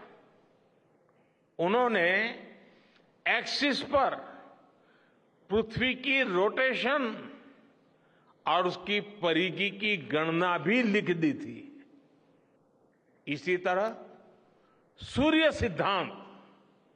सूर्य सिद्धांत जैसे ग्रंथों में भी कहा गया है, सर्वत्रैव महिगोले, सर्वत्रैव महिगोले स्वस्थानम उपरि स्थितम मन्यन्ते खेयतो गोलस तस्य क्व ऊर्ध्वं क्व वादः। अर्थात पृथ्वी पर कुछ लोग अपनी जगह को सबसे ऊपर मानते हैं, लेकिन ये गोलाकार पृथ्वी तो आकाश में स्थित है, उसमें ऊपर और नीचे क्या हो सकता है, ये उस समय लिखा गया था। ये तो मैंने सिर्फ एक श्लोक बताया है। ऐसी अनगिनत रचनाएं हमारे पूर्वजों ने लिखी हुई है। सूर्य, चंद्रमा और पृथ्वी के एक दूसरे के बीच में आने से ग्रहण की जानकारी हमारे कितने ही ग्रंथों में लिखी हुई पाई जाती है। पृथ्वी के अलावा अन्य ग्रहों के आकार की गणनाएं, उनके मूवमेंट से जुड़ी जानकारी भी हमारे प्राचीन ग्रंथों में मिलती है। हमने ग्रहों और उपग्रहों की गति को लेकर इतना सूक्ष्म गणनाएं करने की वो काबिलियत हासिल की थी कि हमारे यहां सैकड़ों वर्ष आगे के पंचांग यानी कैलेंडर्स बनाए जाते थे। इसलिए मैं इससे जुड़ा एक टास्क अपनी नई पीढ़ी को देना चाहता हूं, स्कूल कॉलेज के बच्चों को देना चाहता हूं। मैं चाहता हूं कि भारत के शास्त्रों में जो खगोलीय सूत्र है उन्हें साइंटिफिकली प्रूव करने के लिए, नए सिरे से उनके अध्ययन के लिए नई पीढ़ी आगे आए। ये हमारी विरासत के लिए भी जरूरी है और विज्ञान के लिए भी जरूरी है। आज जो स्कूल के, कॉलेज के, यूनिवर्सिटी के स्टूडेंट्स हैं, रिसर्चर्स हैं, उन पर एक तरह से ये दोहरा दायित्व है। भारत के पास विज्ञान के ज्ञान का जो खजाना है वो गुलामी के लंबे कालखंड में दब गया है, छिप गया है। आजादी के इस अमृत काल में हमें इस खजाने को भी खंगालना है, उस पर रिसर्च करनी है और दुनिया को भी बताना है।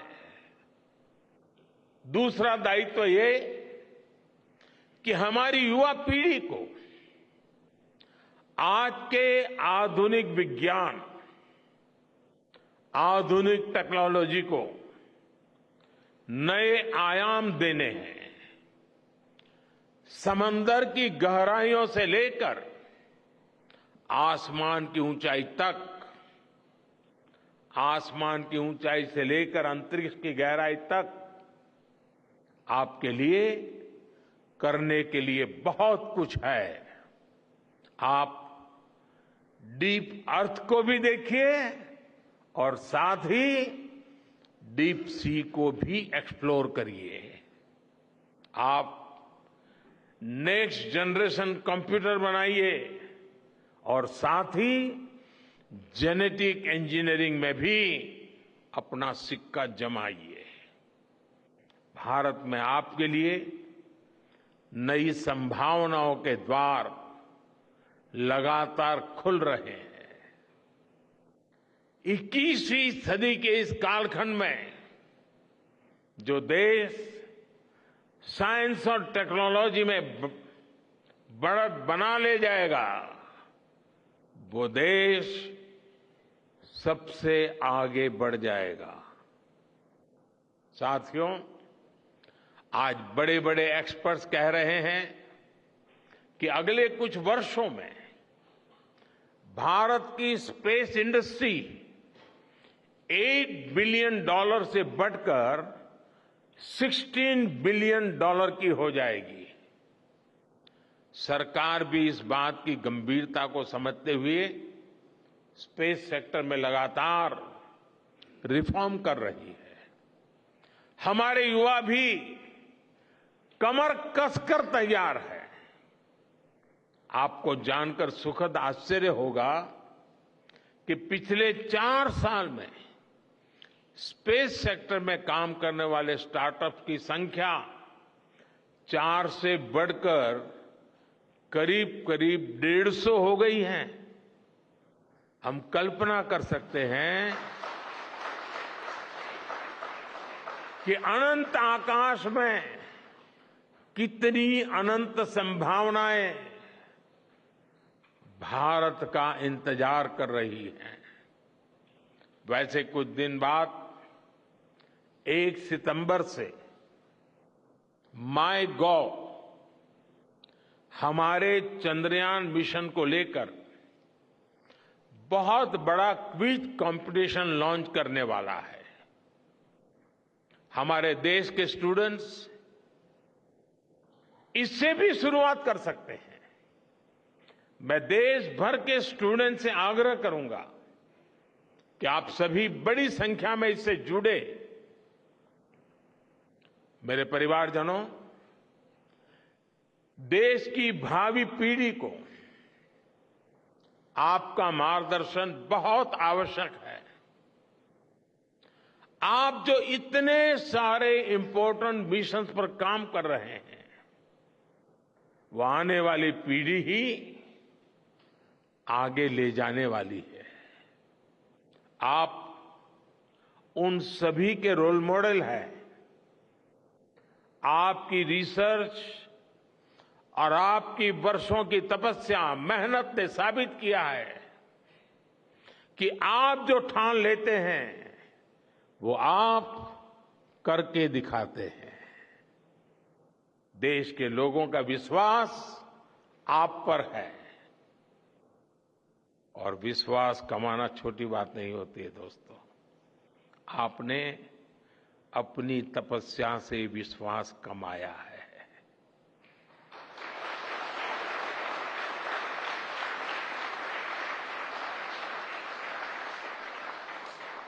देश के लोगों का आशीर्वाद आप पर है।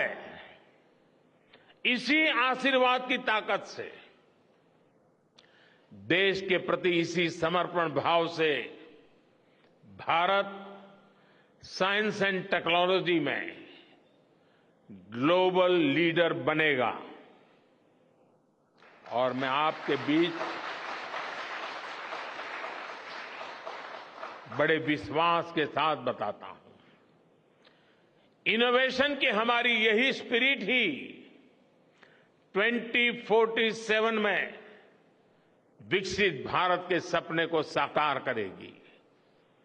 इसी विश्वास के साथ मैं फिर एक बार आप सबके दर्शन करके पावन हुआ हूं। देशवासी गौरव से भरे हुए हैं।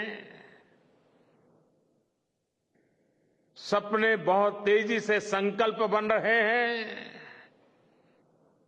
और आपका परिश्रम उन संकल्प को सिद्धि के तक ले जाने के लिए बहुत बड़ी प्रेरणा बन रहा है। आपको जितनी बधाई दूं कम है, जितना अभिनंदन करूं कम है। मेरी तरफ से करोड़ों करोड़ों देशवासियों की तरफ से, दुनिया भर की साइंटिफिक कम्युनिटी की तरफ से अनेक अनेक धन्यवाद, बहुत बहुत शुभकामनाएं। भारत माता की, भारत माता की, भारत माता की। धन्यवाद।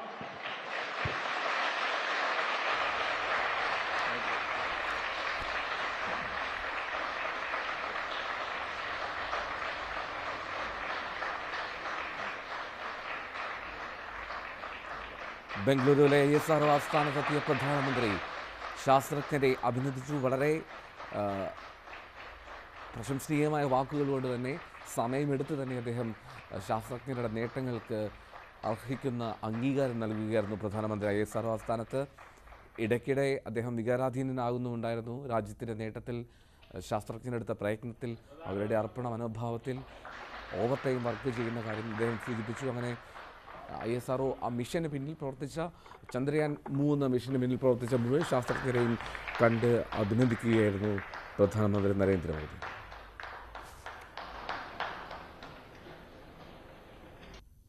ഇപ്പോൾ ISRO ആസ്ഥാനത്തുള്ള തത്സമയ ദൃശ്യങ്ങളാണ് പ്രേക്ഷകർ കണ്ടുകൊണ്ടിരുന്നത്. തൊട്ട് മുമ്പാണ് പ്രധാനമന്ത്രി നരേന്ദ്രമോദി ബംഗളൂരുവിലെത്തിയത്. അതിനുശേഷം ബംഗളൂരുവിൽ നിന്ന് റോഡ് മാർഗം ISRO ആസ്ഥാനത്തേക്ക് എത്തുന്നു. ISRO ആസ്ഥാനത്ത് വളരെ നീണ്ട ഒരു പ്രസംഗം തന്നെ അദ്ദേഹം കാഴ്ചവെച്ചു. ശാസ്ത്രജ്ഞർക്ക് മുന്നിൽ, ശാസ്ത്രജ്ഞർക്ക് സല്യൂട്ട്, ശാസ്ത്രജ്ഞർക്ക് അഭിനന്ദനം, ശാസ്ത്രജ്ഞർക്ക് രാജ്യത്തിൻ്റെ സല്യൂട്ട് എന്നുള്ളതായിരുന്നു പ്രധാനമന്ത്രിയുടെ വാക്കുകൾ. എന്നാലും ഒരു ഇടവേളയിലേക്ക് പോകുന്നു, തിരികെ എത്തും.